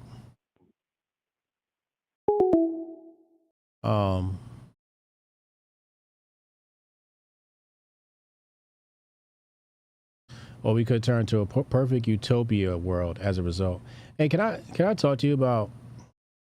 And I kind of touched on it before, but it's been a developing thought of mine. Met this Russian individual, and they were talking about living in Russia. Okay, and they didn't have much. They grew up poor. And I started asking some questions. I said, well, is there, is there people with privileges or people who got money or, who don't live like that? And she said, yeah, usually the people in government. And I'm like, all right, perfect. This is definitely communism, because communism, privilege floats towards power. Privilege floats towards power. That's just a general humanity thing. Privilege floats towards power, or gravitates towards power. So she did say, but we were happy, which was interesting. She's like, and when she said it, she was contrasting it with her life in America. And you could see in her head, she was like kind of confused as to how she was living in a communist Russia, poor, but was happier than living in America, not poor. Which brings me to my next premise. So one of my guilty pleasures is when I have company, we watch Mr. Beast. Okay, that's one of my guilty pleasures, right? It's like, you have company and you're just like sitting there, you're not always talking about something. Just turn on Mr. Beast, right? So watch this. So I turn on Mr. Beast, okay? And I just started this 10. I'm gonna show you the video I played. Right here. It's the second most watched video on his channel, I want to say. Let me see.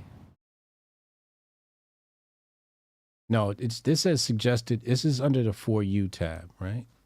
Let's bring this in here. Watch this. I want to show y'all something.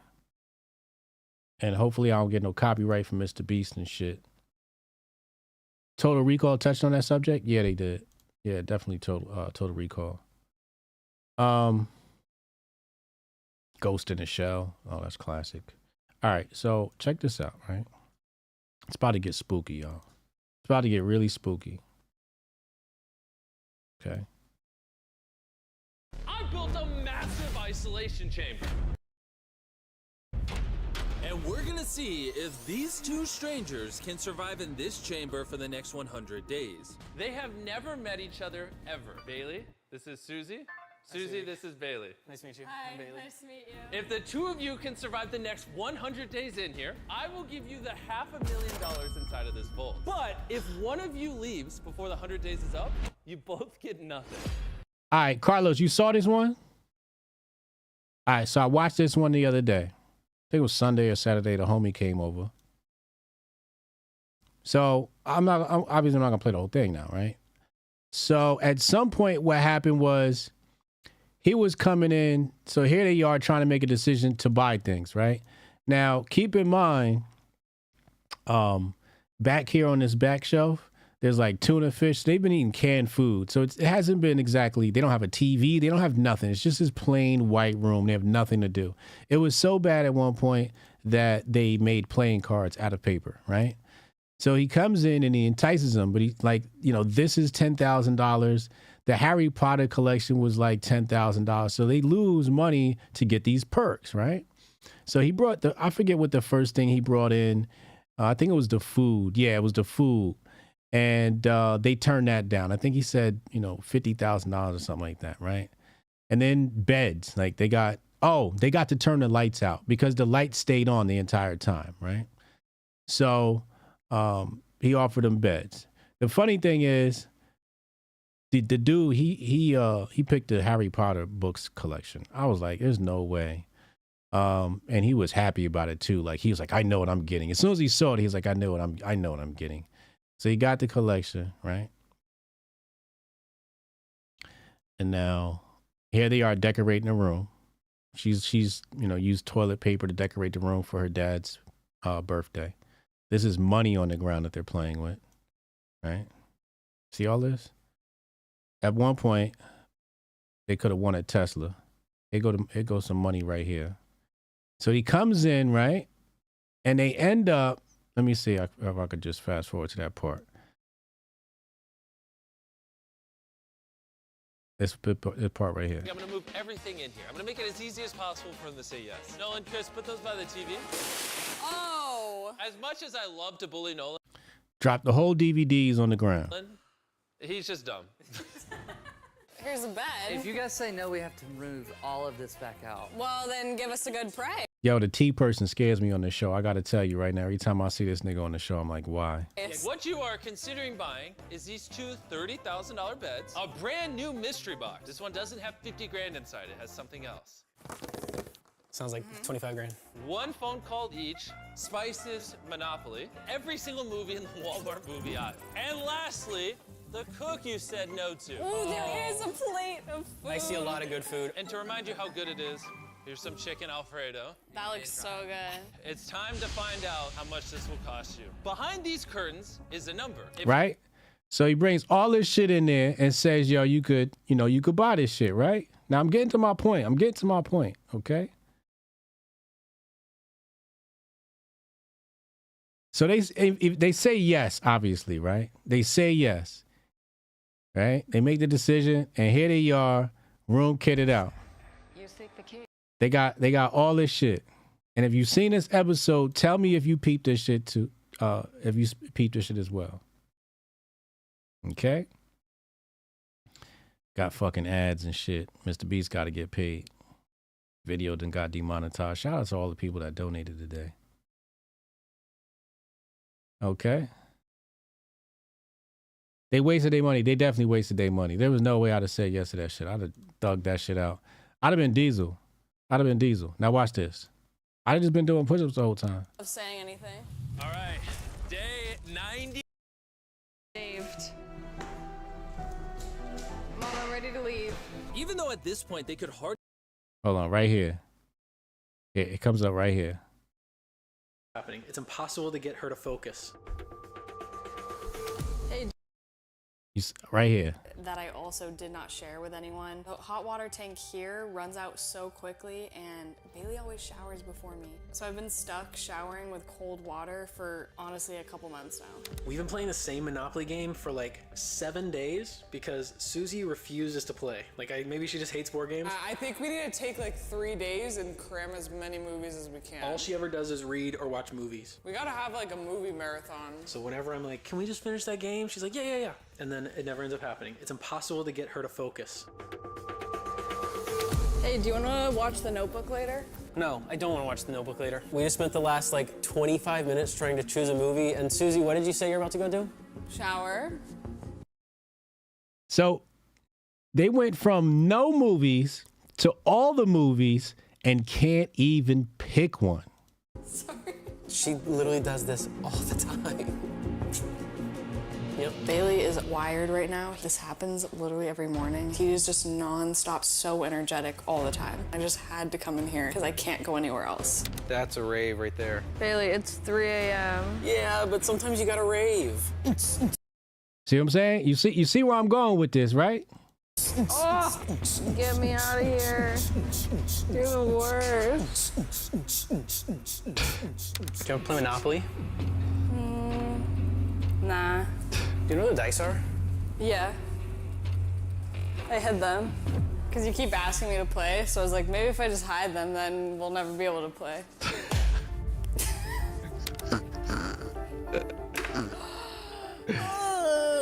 Your toes look so long. No, that's sickening. My dogs are barking. Ew. I would like to be saved. Mom, I'm ready to leave. Even though at this point they could hardly stand each other, with the end so close, they set their differences aside and counted down the days. So what I'm trying to get at here is, in the beginning when they had nothing, they were happy. But once they got everything, they started fighting and it got worse. And that's why we need Hotepistan, a utopia of nothingness. Hotep, you're a genius. HotepJesus.com. You know, Let your mind be free. We're gonna have like the I'm thinking of the AI bitch in the commercial now. Let your mind be free. Like the Total Recall movies and shit. You know, we don't have technology here. The only technology we have is my voice.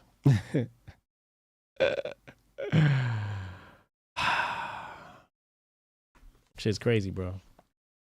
It's absolutely crazy.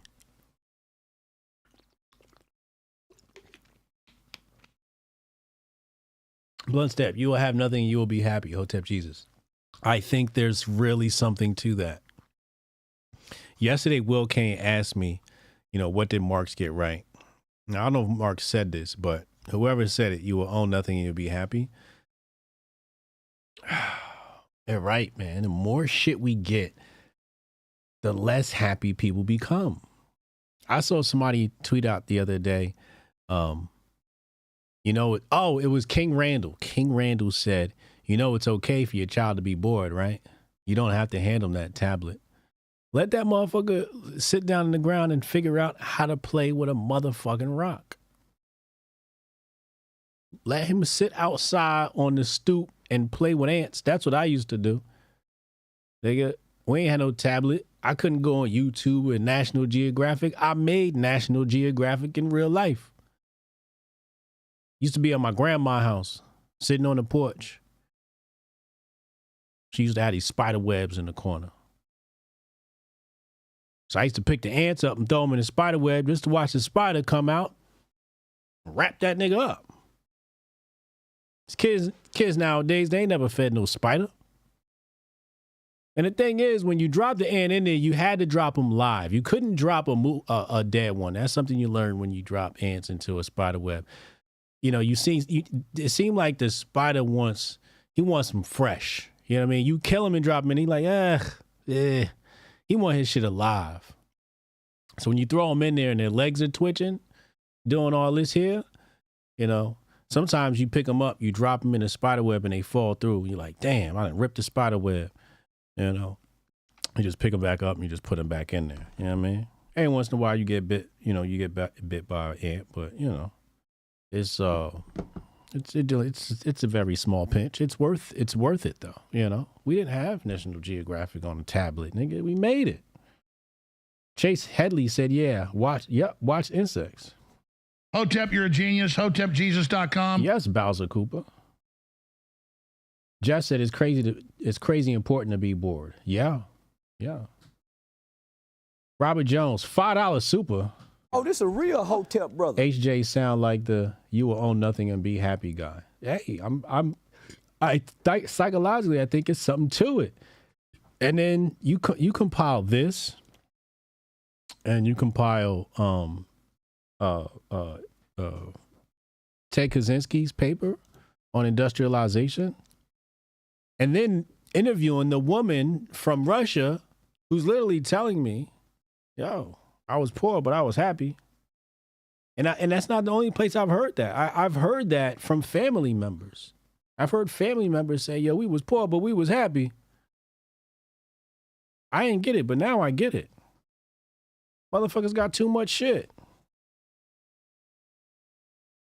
But the tablets and the phones, that's the same shit they use to control you. Those screens, they gonna control you with them screens. You know? Get in and get out. Pause. Get in and get out. You know? I woke up on Saturday, motherfuckers was on the app arguing about dead dogs.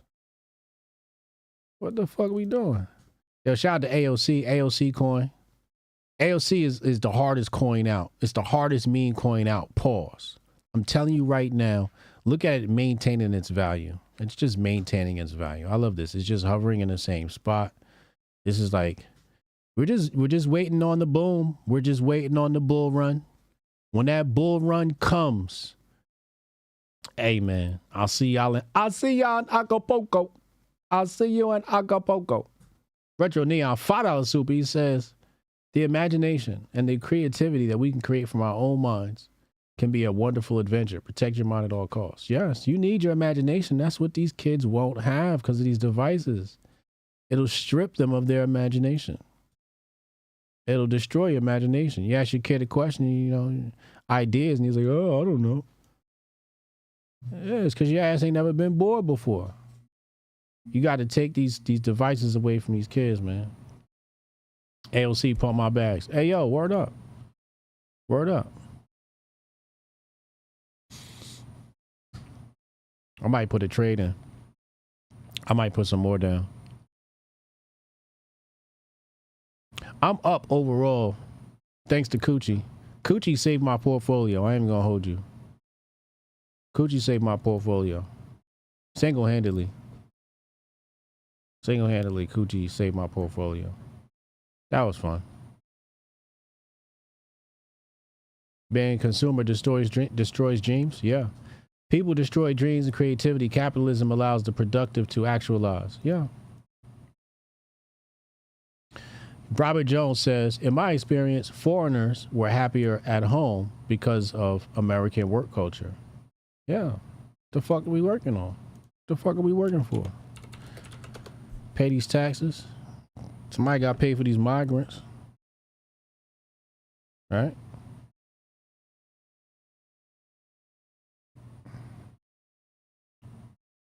Right? Let's go back. Let's go Bizak. All right. So shout out to AOC, Syscoin. Oh man, I done triggered the bots on my account. Oh man. Oh, that's par for the course. So I check this out. This is so real. I said, watch Altered Carbon if you want to understand the importance of crypto. This guy says, season 1 was goated. Season 2 took a big poo-poo. And I told him, I said, you never watch season 2 of anything on Netflix. Chat, am I wrong or am I right? Am I wrong or am I right? You never, ever expect anything good to come out of season 2 of anything on Netflix. And somebody might ask me, why is that, Hotep Jesus?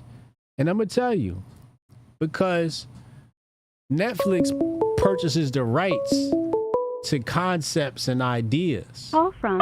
Okay? And what usually happens, like what happened with Black Mirror, I think the first 3 seasons were written by the shot and produced by the original cast or the original writers, but then the writers left, and then everything after has been written by whoever the fuck Netflix hired in their room of writers, right?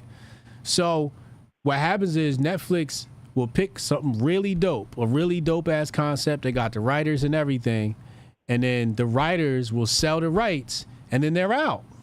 Like, yo, here goes season 1. You could buy season 1. We out. You know? And they go on to create a new idea or whatever it is that they do. But once the original writers leave, it's a wrap.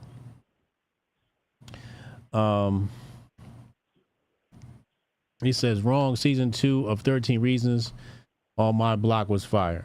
So, I mean, you're always going to have an idiot in the chat like Jalen. Jalen, this is your idiot moment of the day. You know, we talk in absolutes. You know, we're talking about majority, okay? You know, I know you didn't pick up on that. Just because you can name one thing on Netflix that had a decent season 2 doesn't mean that they don't fucking rainbow and wokeify every season 2 of everything else other than that one show you fucking love, bro. Relax, calm down, come to your senses, okay? You know, that's one of the things I was gonna say. What's up, bro?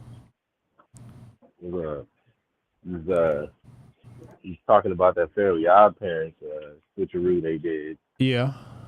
And I was gonna say they've been on the LGBTQ agenda. You know, I remember watching that show when I was a kid, and then all of a sudden, you know, I was growing up and not really watching it anymore. They had this whole thing where the little fairy had a baby, but the one who gave birth to the baby was the man. A man gave birth to a baby? It was the male fairy, or like the dad, right? Oh my God. So they was on that stuff a long time ago. So this is, you know, just right in line with it. Yeah, exactly. You know, they just bringing a black woman in now. I got you. They yeah. I got you. I was gonna say, you know, I was gonna call in yesterday. You know, shout out Nero. We got to link up sometime. Yeah, he out there. You two, nah, y'all niggas do not need to link up. That's the last thing that need to happen. Yeah, do not. You and Nero better not link up. Y'all niggas gonna be calling into my show. No, do not link up with Nero. Y'all, the last two niggas on the planet that need to be near each other. Pause. In the Matrix when Ohio needs to get together. Yo, y'all in a different dimension in Ohio. I don't know what happened to y'all, yo. Ohio ain't been right since they got rid of all the tire factories. Shoot, man. I mean, that's damn near been like the whole Midwest. Like it's been different for a while. Yep. They took them tire factories out of there, man. And whole place turned into Leave It to Beaver. Shoot, what you were talking about earlier, that Charlie Kirk shit, I mean, you'd be surprised. A lot of that shit. You hear about a lot of that shit. Charlie Kirk? Yeah, that sentiment, at least, you know, the red vote sentiment. Yeah. Whatever that group is, that group is wild. I don't know how we went from like it was literally about like 5 years ago, right? Like the whole victim mentality thing, you know. They were talking about the left doing all this stuff, and then like you turn right around and they sound just like BLM. Like correct. It's crazy. It's the same thing. It's like once Kanye put the White Lives Matter shirt on, it was like, well, you know what, we can do this too. Yeah. Yeah. I don't know. I don't know where they're gonna go from there. But like, the ironic thing is when you were showing that video of that girl, I was started thinking about what you were talking about yesterday with, you know, dating black women and everything. It's part of the issue. I mean, you talking about, you know, the white girls, you know, they kind of, you know, take care of you, you know, but it's the same thing for the, you know, the big girls like we was talking about. That one big time, girls will take care of you too. Depending on the kind of, depending on the kind of girl you find, that's how they are. But a lot of the girls that will, especially as far as the white girls go, a lot of the girls that really will take care of you will be more like that girl, unfortunately. Yeah. So that's what you was that fear you was talking about. Like, I definitely didn't experience that. You gotta be careful out there if y'all gonna be chasing them snow bunnies. So y'all be careful out there. You better be careful. Better be careful. You might end up in jail too. You know what AB said. Yeah, don't be racist, dogs. Yeah. I appreciate you, man. Hotep and Bill. Hotep and Bill. Y'all in the chat, what y'all sharing? What you got? Baby Reindeer on Netflix is crazy good. What's Baby Reindeer? Send me a list, Lauren. Send me a list. Send me a list, please. Cause I be needing shows to watch. I ain't even gonna hold you. I have gone from somebody who went like years not watching pretty much any media to like I have to watch media, like a TV show or a movie, just to like detach for a second because I stay in my head too much. So it helps me get out of my head. Woman alone with a bear in the forest? What?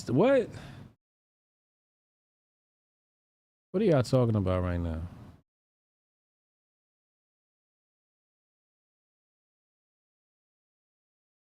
Online debate has women talking about safety. What the fuck? What is this? What is this? Let me check the X app. Let me check the X app for this nonsense you have brought my way. What is this? I don't see anything. I don't see what you're talking about, bro. But if you learned anything today, learn that your imagination is very important.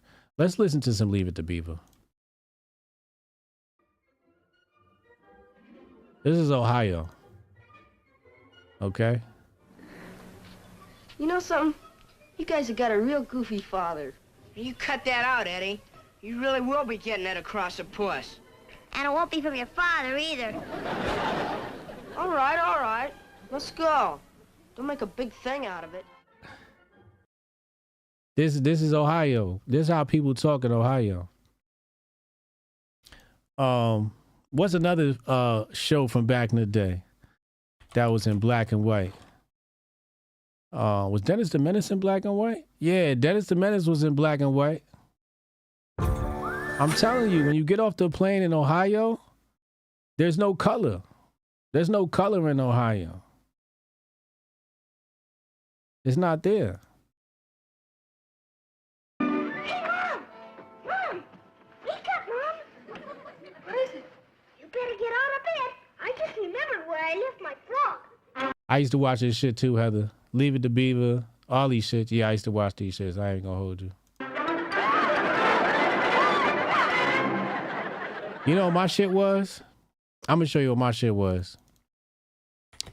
You ain't real unless you don't watch a couple of episodes of Mr. Ed. As a matter of fact, that's what I came to tell you about. You see, the people who rented this house before you bought it owned this horse. Where Ed at, man? Huh? You know, I should never have started cleaning you up. The better you get to look, the more I want to keep you. Let's get started with the feet now, huh? Nah, hold up. I just don't understand it. Don't try to. It's bigger than both of us. I'm so frustrated. Is that my neighbor, my wife, my own wife? A horse is a horse, of course, I got of course. A horse that talks, and they don't believe me. Why should they? It's ridiculous. But you do talk. Only to you. So why only to me? Because you're the only one I ever liked well enough to talk to. Wilbur, listen. Mighty Boy said it was only like 7 channels back in the day. That's true. You had to watch what was on that motherfucker, man. You had to be happy with less. You had to be happy with less. Now, you know what my other shit was? This shit used to hit me right in the heart. Right here. Right here. Nah, I need the old one. Lassie. Lassie was my shit. Lassie! Lassie! I watched every episode of Lassie. This is Ohio. This is where Ohio got stuck, yo. Starring Tommy Rettig as Jeff Miller. Jan Clayton as his mother, Ellen. George Cleveland as Gramps. And, of course, Lassie. You young bucks don't know nothing about this shit. Y'all young bucks don't know nothing about this shit right here. You don't know nothing about no Lassie. Huh? I Love Lucy. I Love Lucy was Krenak. You had to watch Lucy. Lucy was funny. You had to watch Lucy. Oh, Flipper. Flipper was motherfucking in black and white too. Nigga, how you see a dolphin in black and white? Oh, I was about to say. It looked like Flipper was color. Wawa 16-ounce. Right, Flipper was color. I was about to say. No, I could have sworn it was some black and white episodes of Flipper, no? They call him Flipper, Flipper, faster than lightning. No one you see is smarter than he. Yo, Flipper was the shit. Flipper was the shit. Ohio don't even got color, I'm telling you. The Honeymooners. I Dream of Jeannie. I Dream of Jeannie was fire. I Dream of Jeannie was fire.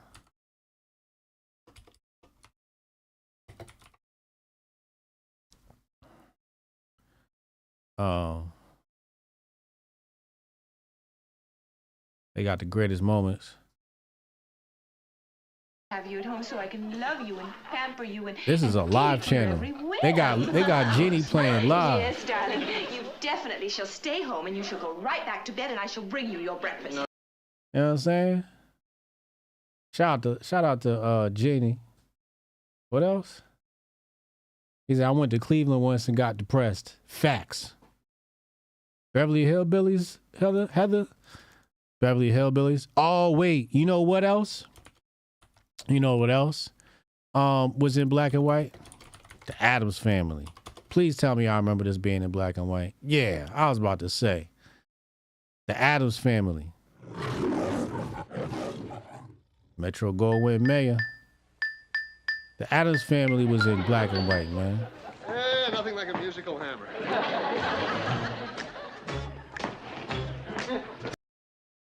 But she was a relative. Oh, well, that doesn't. These young kids don't know nothing about this. These kids don't know about this. Beat Bob said HJ is a wholesome dude at heart. For real, for real. That's what's up. Yo, this is the shit I grew up on, bro. Diamond DJ said, wow, you bring it back to the old days. Yo, fam, this is shit. The Munsters. That's what it was called. The Munsters. The Munsters. Yes. The Munsters. Here go the... And they just tried to... That was an ad I just clicked on. The Munsters. That was my shit. He said original mumble rap.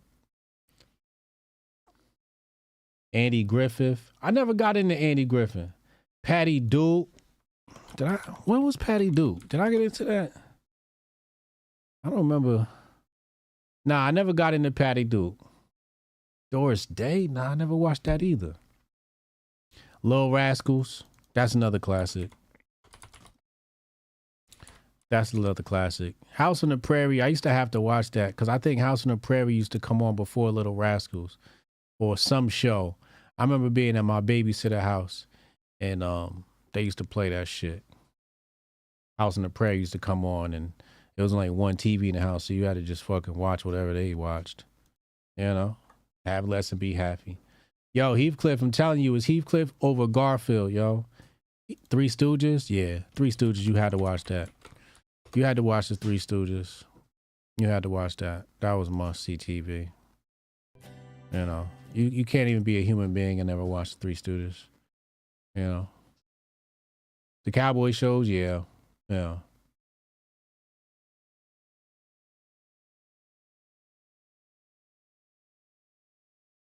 What is this? Hey. What? Three Stooges, man. You know, it was my shit though. It wasn't in black and white. It was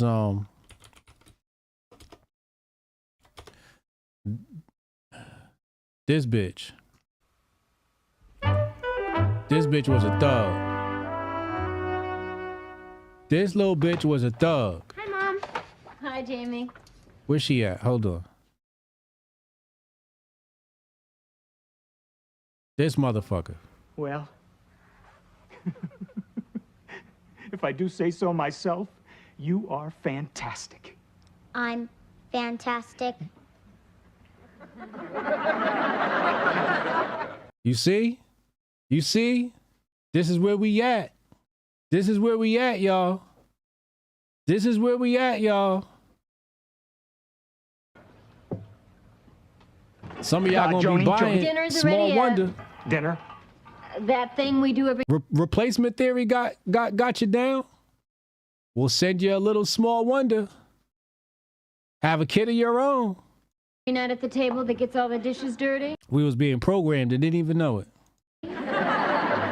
Oh, yeah. Well, listen, honey, I'm much too excited to eat. Now, after all these weeks... Oh, Three's Company, classic. Classic. Three's Company is classic. Three's Company fucked my head up. They fucked my life up. Because that was my expectations for life. I was like, I'm supposed to grow up and live with 3 women. Hotep, you're a genius. HotepJesus.com. You know? Shit, my life was supposed to be Three's Company. That fucked me up forever. Jack Ritter fucked me up. Of patiently waiting, I'd like you both to meet Vicky. Vicky? Oh, yeah, my voice input child identicant. V-I-C-I, I pronounce it Vicky. Vicky. That's cute. That's cute. Voice input child identicant. V-I-C-I. Voice input child identicant. I pronounce it Vicky. Vicky. That's cute. Come in here, Vicky.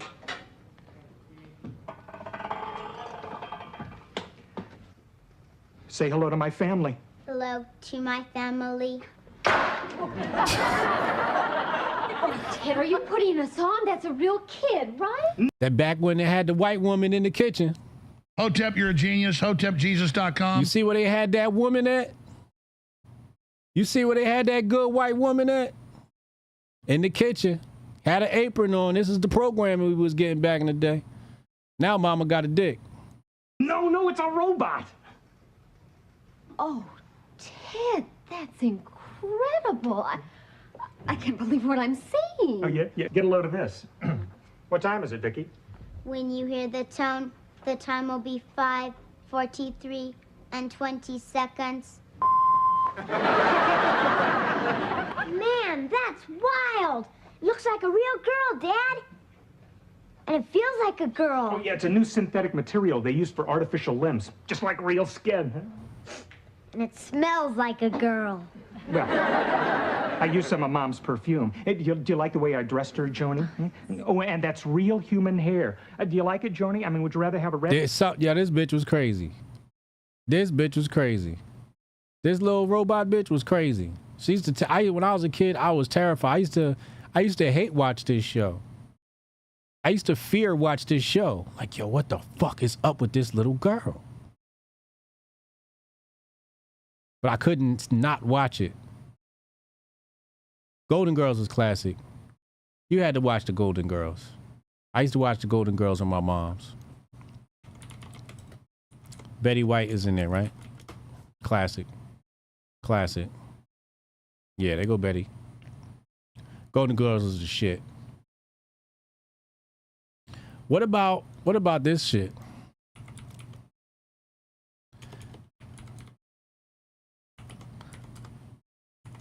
I don't know how to say it. Here it is. Balki Bartakamos. Remember this nigga? Ready?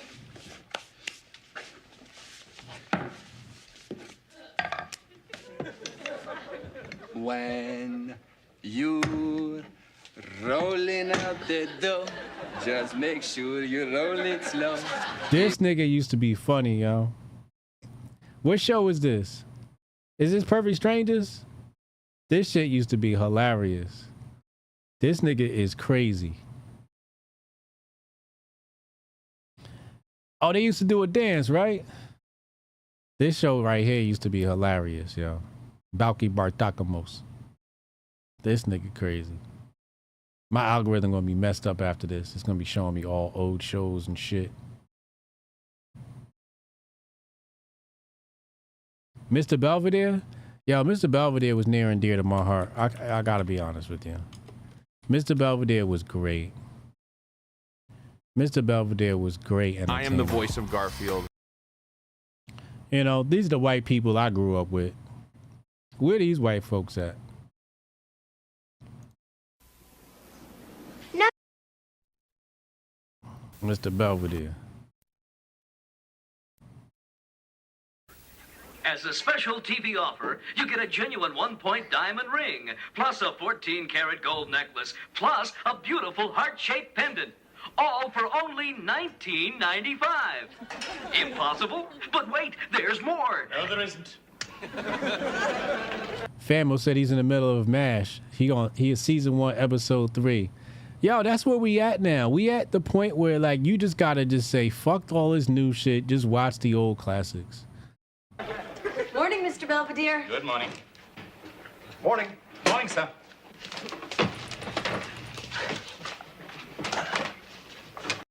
Mr. Belvedere, Mr. Benson. Mr. Benson was classic. I don't know. Hold up. I'm gonna have to get ethnic on y'all. We done went real cracker-ish. What y'all know about 227? This was my shit. What y'all know about 227?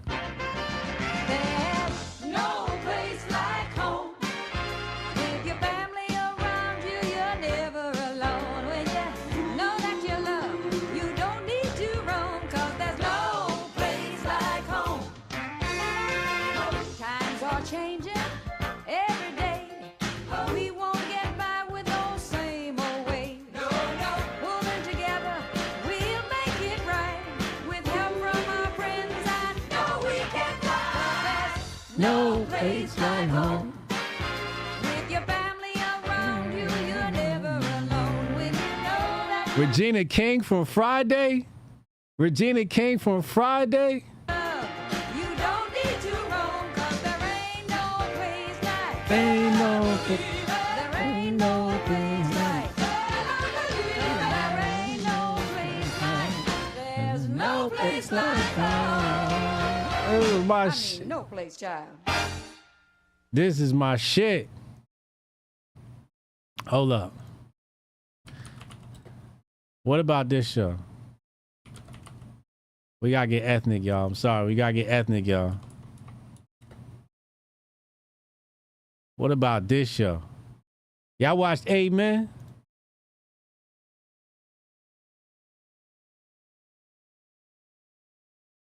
Sassy black women? Facts. Facts. What's happening? Yup. Jefferson's was classic. Wait. Hold up. We talking about black classics. I need y'all to... Oh, I gotta hear the music. What's another show I'm missing? But it's got black and white people in it. I'm bringing it up next.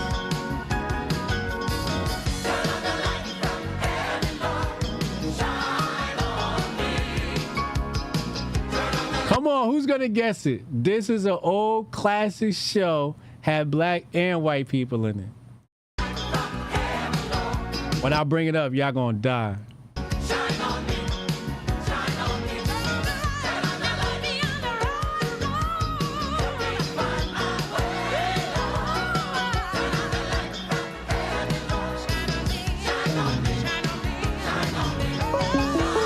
He said, Saved by the Bell. No, back forward.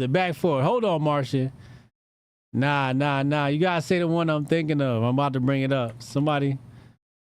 Here it go, right here. This is classic. Come on, son. Different Strokes? Nah, I might watch Different Strokes tonight, dog.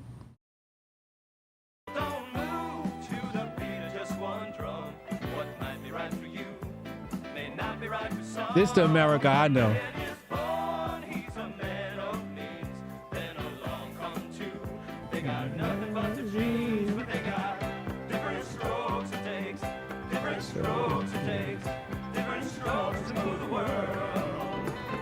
Everybody's got a special kind of story. Everybody finds a way to shine. It don't matter that you got not a lot. So what? They'll have theirs and you'll have yours and I'll have mine. And together we'll be fine. 'Cause it takes different strokes to move the world. Yes, it does. It takes different strokes to move the world. Jeff said, how the fuck did we have enough time to watch all these shows? Bro, we was kids. We had all day, man. Yo, I used to watch this at grandma's house, man. Different Strokes was my shit. What you talking about, Willie? Well, did I cook your eggs okay? Well, I wanted them scrambled, not strangled. I'll cook breakfast tomorrow. What do you want, Arnold? I want pancakes and a doctor standing by. See? Y'all think the red woke's gonna allow they daughter to be around these Negroes like this? Hotep, you're a genius. HotepJesus.com. Yo, this the America I know. This the America I grew up in, man. I don't know what all this new shit is about, man, but this is crazy. I gotta get down to the office. Look, has anybody seen the papers that I left on top of my briefcase? No, I've seen them, Dad. You leaving your white daughter around two black men? Huh? Post-racial America, we was healing race relations, man. Race relations was getting healed right here. What happened? Yo, the episode with the guy who owned the bike shop was dark. I vaguely remember what you talking about. Oh, Searsup done said my baby. He done said my baby. He done said my baby. Listen, 1984. My mama tell you I had a crush on Punky Brewster. Don't ask me why. Don't ask me why. But I saw something in her. Oh, they had the cartoon. I used to watch the cartoon too. I was 4 years old when this dropped. Punky Brewster was the shit to me, nigga. Oh, I remember this. Oh, shit. Hi, I'm Joel Higgins, and I'll be right back with One to Grow On. Yo, what channel was this? Was this PBS? Post Super Golden Crisp cereal, part of this nutritious breakfast. They got the commercials and everything in there. Yo, this is crazy. Oh, I remember those stickums. Stickers you won't want to miss. So back, let you stage a show. Make your own up video. We say stickers. You can collect 3 sets, one in each specially marked. Yo, those is real stickers. Yo, they gypped the kids on the stickers. Them stickers right there was thick as shit. You could squeeze them. Those was, yo, they skipped out on stickers, man. Some Super Golden Crisp cereal. Come on, Tony. It's time to saddle up and ride on out. Okay, pal, let's go. Oh, this is Punky Brewster, the cartoon. Listen, Punky Brewster. Did you know that you could win up to $12,000? You know how bad I had it out for Punky Brewster. Look at this.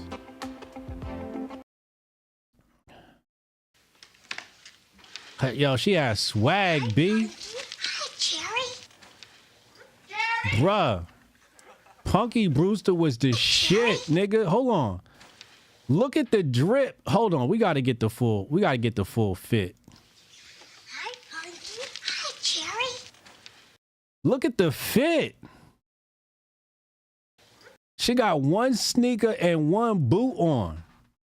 Hold on. We got to get the whole fit. Y'all got to put some respect on Punky, man. Look at Punky's fit. She got a bandana tied around her leg. Yo, Punky was a G, bro. She's a maniac. Oh. Do you see the fit? Do you see the fit? Yo, Punky was clean, famo. Yo, Punky was killing them, say. What? Yo, I got such a crush on Punky. I had to go follow her in real life. Let me see if I can find. There she go, right there. You see it? I'm still waiting on the follow back. You see it right there? I'm still waiting on the follow back. She loved black people. You see it? She out here saving African kids. Look at my baby. Look at my baby. So Lil Mo Fry. Oh, man. Y'all done took me back. She fine as hell, too. Where's she at? Yeah, it was incredible. Oh, man. This is my baby right here. Has always been. We can talk about anything. I mean, through the ups and downs of life, I just feel like we've constantly been there to support each other. Yeah. That's my baby right there. Blunt Step said, HJ said, Bahar, listen, man. Did I see a documentary? Heather, tragic. I'm like, yo, I wanted to save her, yo. I'm like, yo. Not my Punky. Look at my baby. I've loved this woman since I was 4 years old. We're going to be together one day. Listen, this is the only pog that got my heart. Hotep, you're a genius. HotepJesus.com. This is the only white woman that can make me be like, okay. This is it right here. Punky Brewster. If it ain't Punky, I don't want it, man. Martian, call in, yo. HJ, remember folks out here getting evidence. I know. Let them get, I want them to, I give them the evidence. See, sometimes you got to give people enough rope to hang themselves with. You know what I'm saying? Laura said, what's the bandana on the knee about? Come on. Because she a thug. Punky was a thug. Don't you talk about that drip. How dare you talk about Punky Brewster like this? How dare you question her fashion sense? Huh? Call from Martian. Martian, what's up, yo? Hello? Martian. Yeah, can you hear me? Yeah, I can hear you. All right. Yeah, the first time I heard of Punky Brewster, I was watching the 20v1 with Charleston White. With Charleston White? Charleston White would have watched Punky Brewster. That's true. Here with it, Steven, why'd you say it? Man, remember before she got the operation done? Nigga. Hello?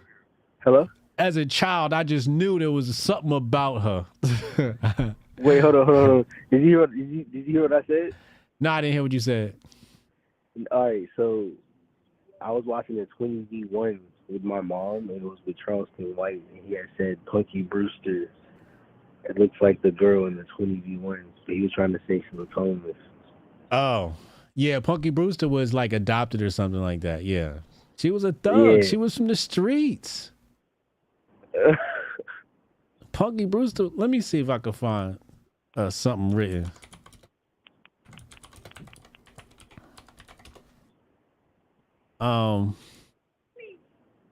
Yeah, here it go. It says you never watched it before? Nah, never. Punky I was Brewster watching, is like, a Seven child. Heavens.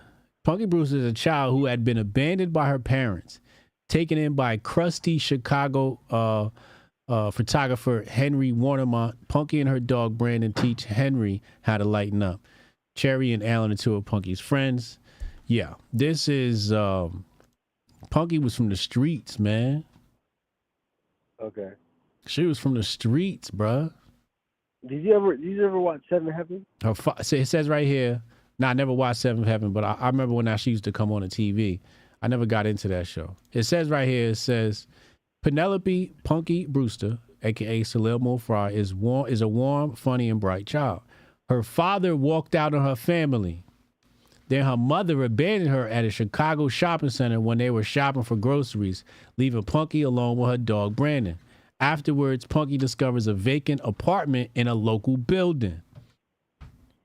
The building is managed by Henry Warnemont, George Gaines, an elderly widowed photographer with a grouchy streak who finds Punky in the abandoned apartment. Punky hits it off with the young Cherry Johnson, played by Cherry Johnson, who lives in Henry's building with her grandmother. Betty works as a RN at Cook County Hospital.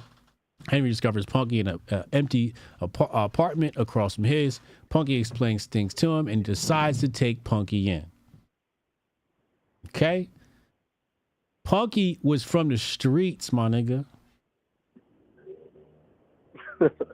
Punky was from the streets, my nigga. Y'all better put some respect. That's why she was dripped down like that. Why she had a bandana on her leg? 'Cause she was banging. She was gang banging. Y'all better put some respect on Punky, man. All right. You got your homework today, Martian. You can't put no cases on no more Hoteps until you watch season 1 of Punky Brewster. All right, but Cannon still got those side quests. You can't talk about no other Titans. You can't talk about Cannon side quests or nothing till you watch season 1 of Punky Brewster. All right. This is like what, Horror Watch?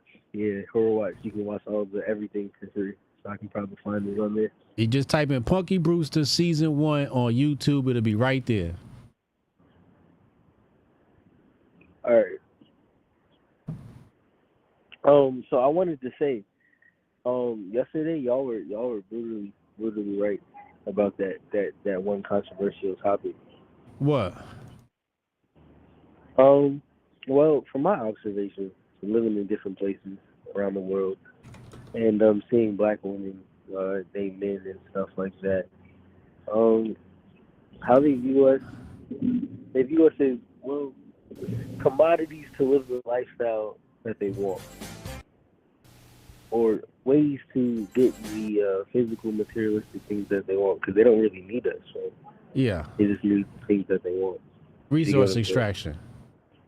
Right. I'm just trying to say that because I'm in a park right now, surrounded by black women. So. Yeah. Right. But yeah, and also to take Punky Brewster was out selling rock, my nigga. No, sorry, you're capping. She was selling rock. Does it say that in the article? He said, this gonna blow your mind. Cherry is Maxine from Family Matters. Yes, she is. Cherry a little something to herself. I ain't gonna hold you. Let me see what she been up to. Cause when Punky had that little friend, I was like, hey Punky, man, your friend look kind of cute too though. You know what I'm saying? Here she go. Cherry Johnson. I remember her. What's she up to? I ain't seen her and shit really. As long as she ain't turned into a feminist, we'll be all right.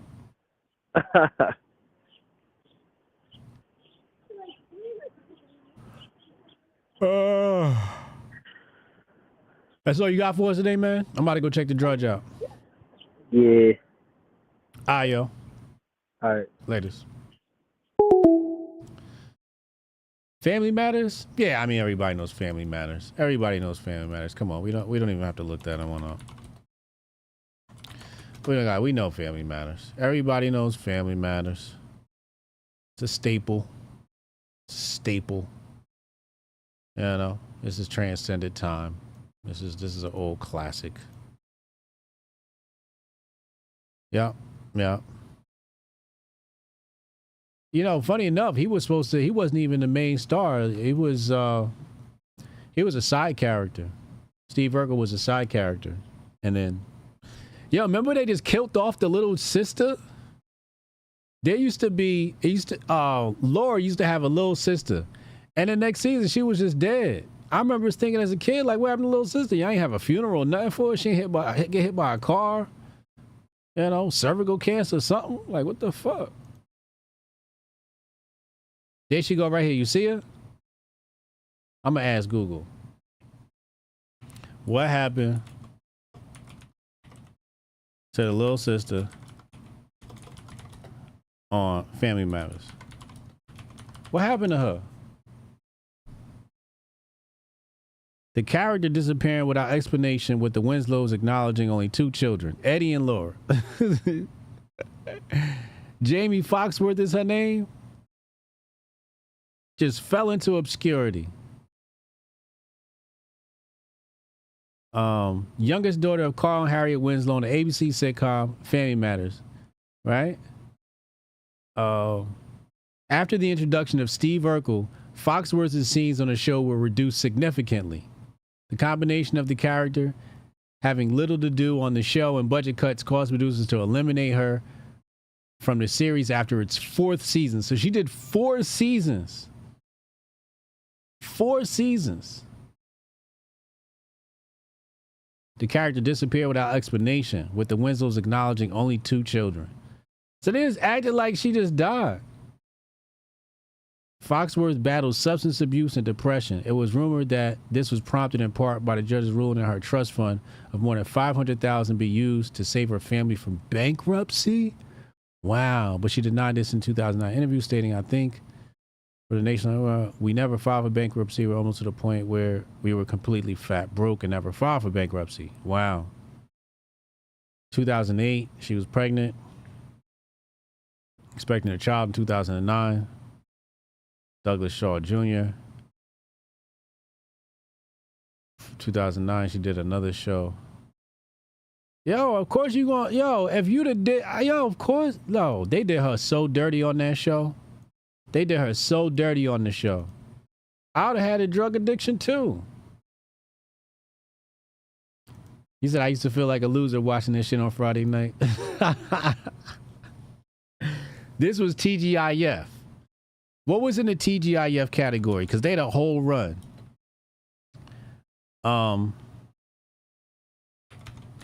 They had a whole rundown of shows. All right, so, oh man, hold on. I'm gonna have to go to the list for this one.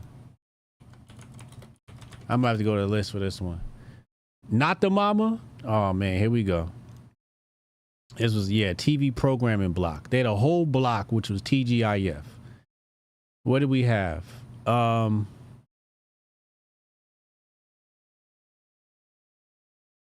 just want the. Oh, here we go.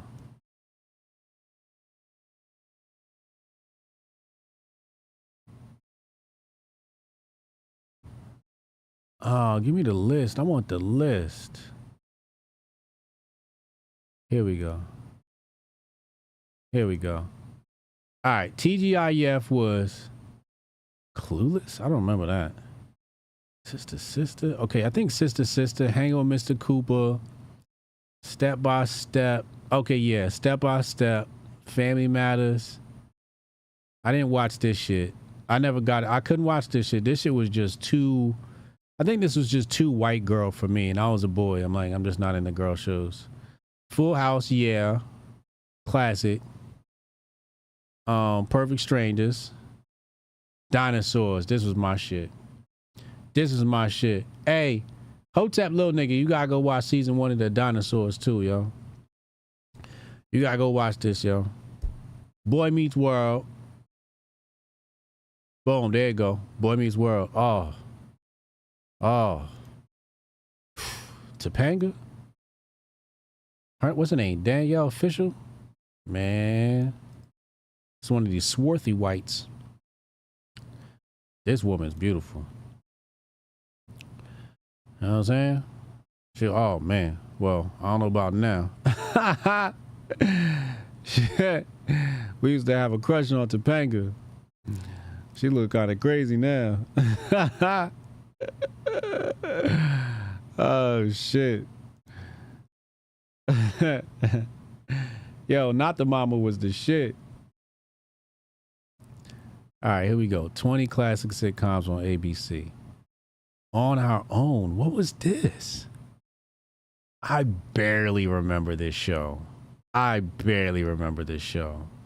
Oh, it had one season. Okay, that makes sense. 2 seasons of Baby Talk. Okay, I remember Baby Talk. Family Matters. Step by Step. I don't remember watching Clueless. I don't remember watching. I remember the movie. I don't remember watching the show. 2 Guys in a Pizza Place. I don't think I watched that. Full House. The Hughleys and Boy Meets World. Yeah. Sabrina. No. There's a nigga in that show. Dinosaurs. Definitely. That was definitely. Hanging with Mr. Cooper. Yes. I watched Hanging with Mr. Cooper. Sister. Absolutely. Had a crush on Tamara. Absolutely. I hated Tia. She's just like, ugh. Perfect Strangers.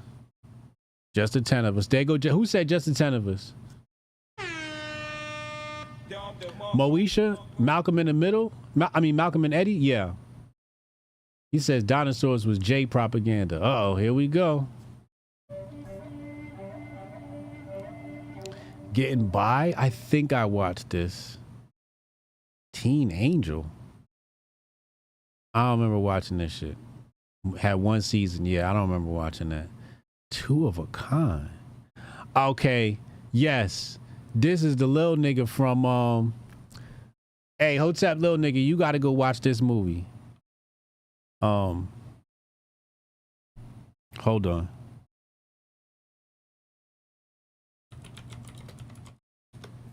Right here.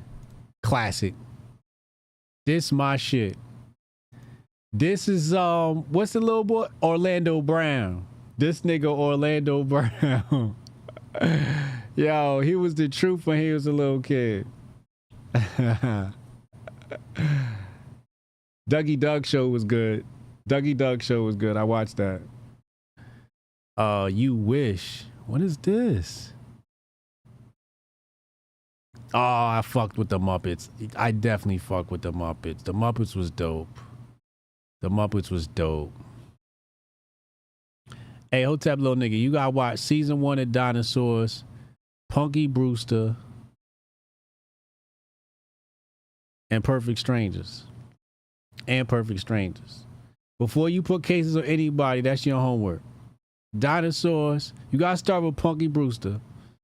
Then you gotta watch Perfect Strangers. After Punky Brewster, you gotta watch Perfect Strangers. And then Dinosaurs. Season 1 of all 3 of those. Okay. Dinosaurs had 4 seasons, 65 episodes. Dinosaurs had a good run. This little motherfucker right here. Does anybody got this doll? Anybody got this toy? Did anybody get this? I want a Not the Mama toy. I want this in my house somewhere, just sitting on, my fireplace or some shit. I want my daughter to fucking walk around with this motherfucker in her hand.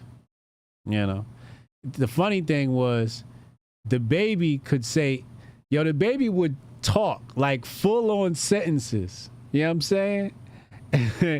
Say mama and shit. Slick shit underneath his tongue, but couldn't say daddy. It would say not the mama. It's dad. No, mama, and it's not the mama. So he's referred to this nigga as not the mama. That shit was the best. That's creepy? Nah, this shit was great, yo. This show was great. I'm gonna have to find a clip of the baby.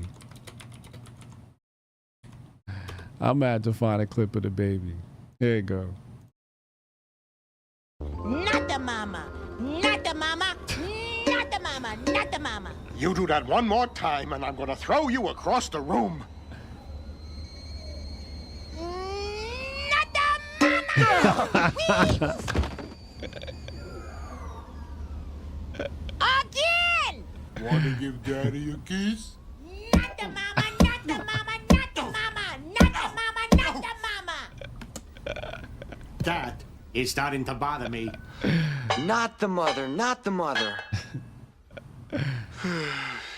No, that's not it at all. Good morning, my family who loves me. Not the mama.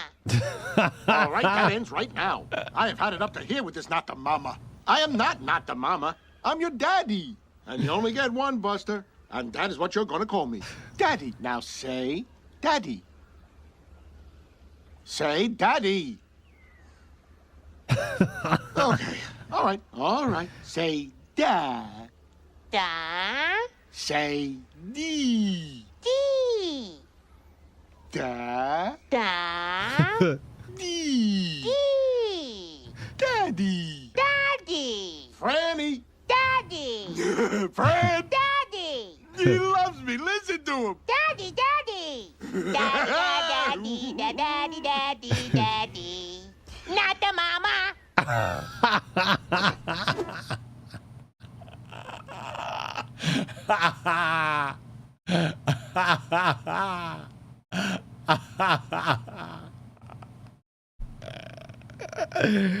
Yeah. They don't do TV the same no more, son. They don't do TV the same no more, bro.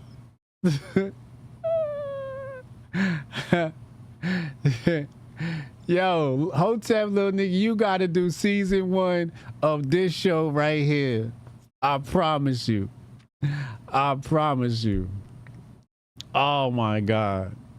Oh, that's great. He said the baby was a prototype for Stewie from Family Guy. Good point.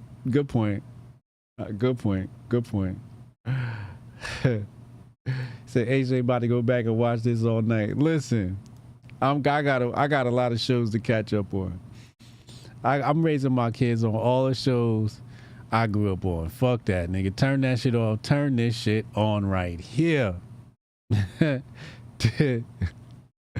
Matt Earth said the last episode was depressing. It was. Now that you said it, I do remember it being very dark and like, damn, no, not my favorite show.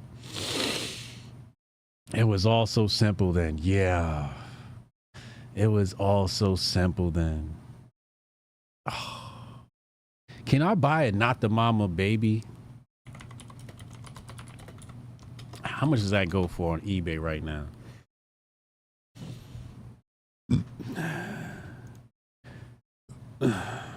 There you go. eBay, $15.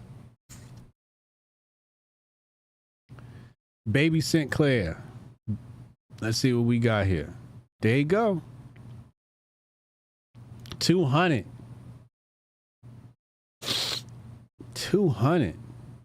Hasbro. 7190. Tested and works. None of y'all had this? The original, not the mama?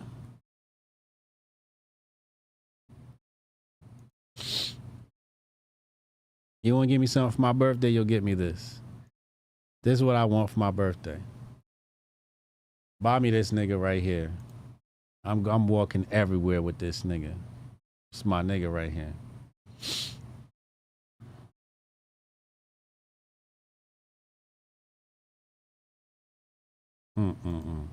Hey, it was great going down memory lane with y'all, man. That was great. That felt good. Bring back memories. So here's I'm gonna close on this thought right here. Erasing R. Kelly, erasing Bill Cosby, erasing Diddy.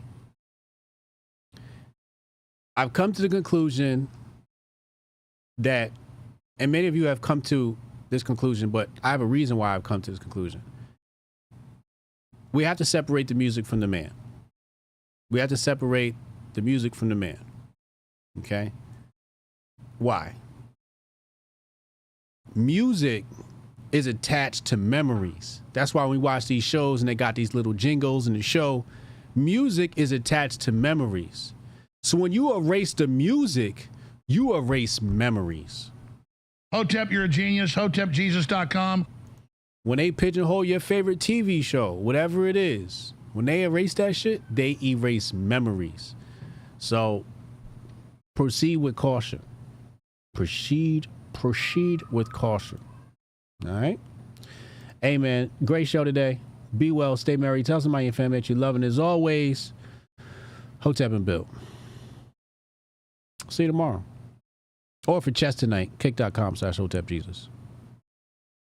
Welcome to the 4th annual Grifties and the first ever live Grifty Awards. And now for your hosts, Uncle Hotep and Hotep Jesus.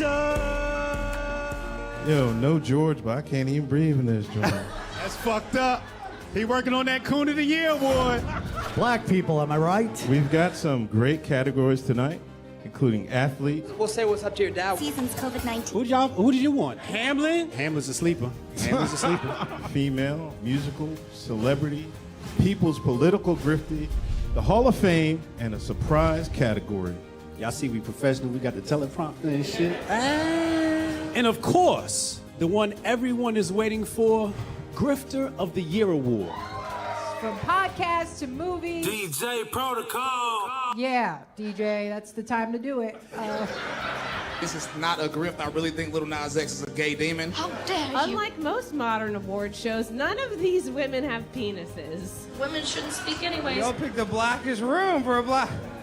Paint the walls white so I can see y'all next time. All coons look alike to me. Some of you white people too. Some of y'all look like you came from 8 Mile. We're halfway through. No one's been shot yet. But I'm going to say at the Grifty Awards, there's only one person more arrogant, more self-assured than me, and that's Hotep Jesus. Grifter of the Year. Clap it up for old Uncle Hotep. Hopefully my kids will watch this and be inspired and stuff like that. Fuck them kids. I'm looking for my wallet. I'm like, oh, thank God he didn't take it. Thank God.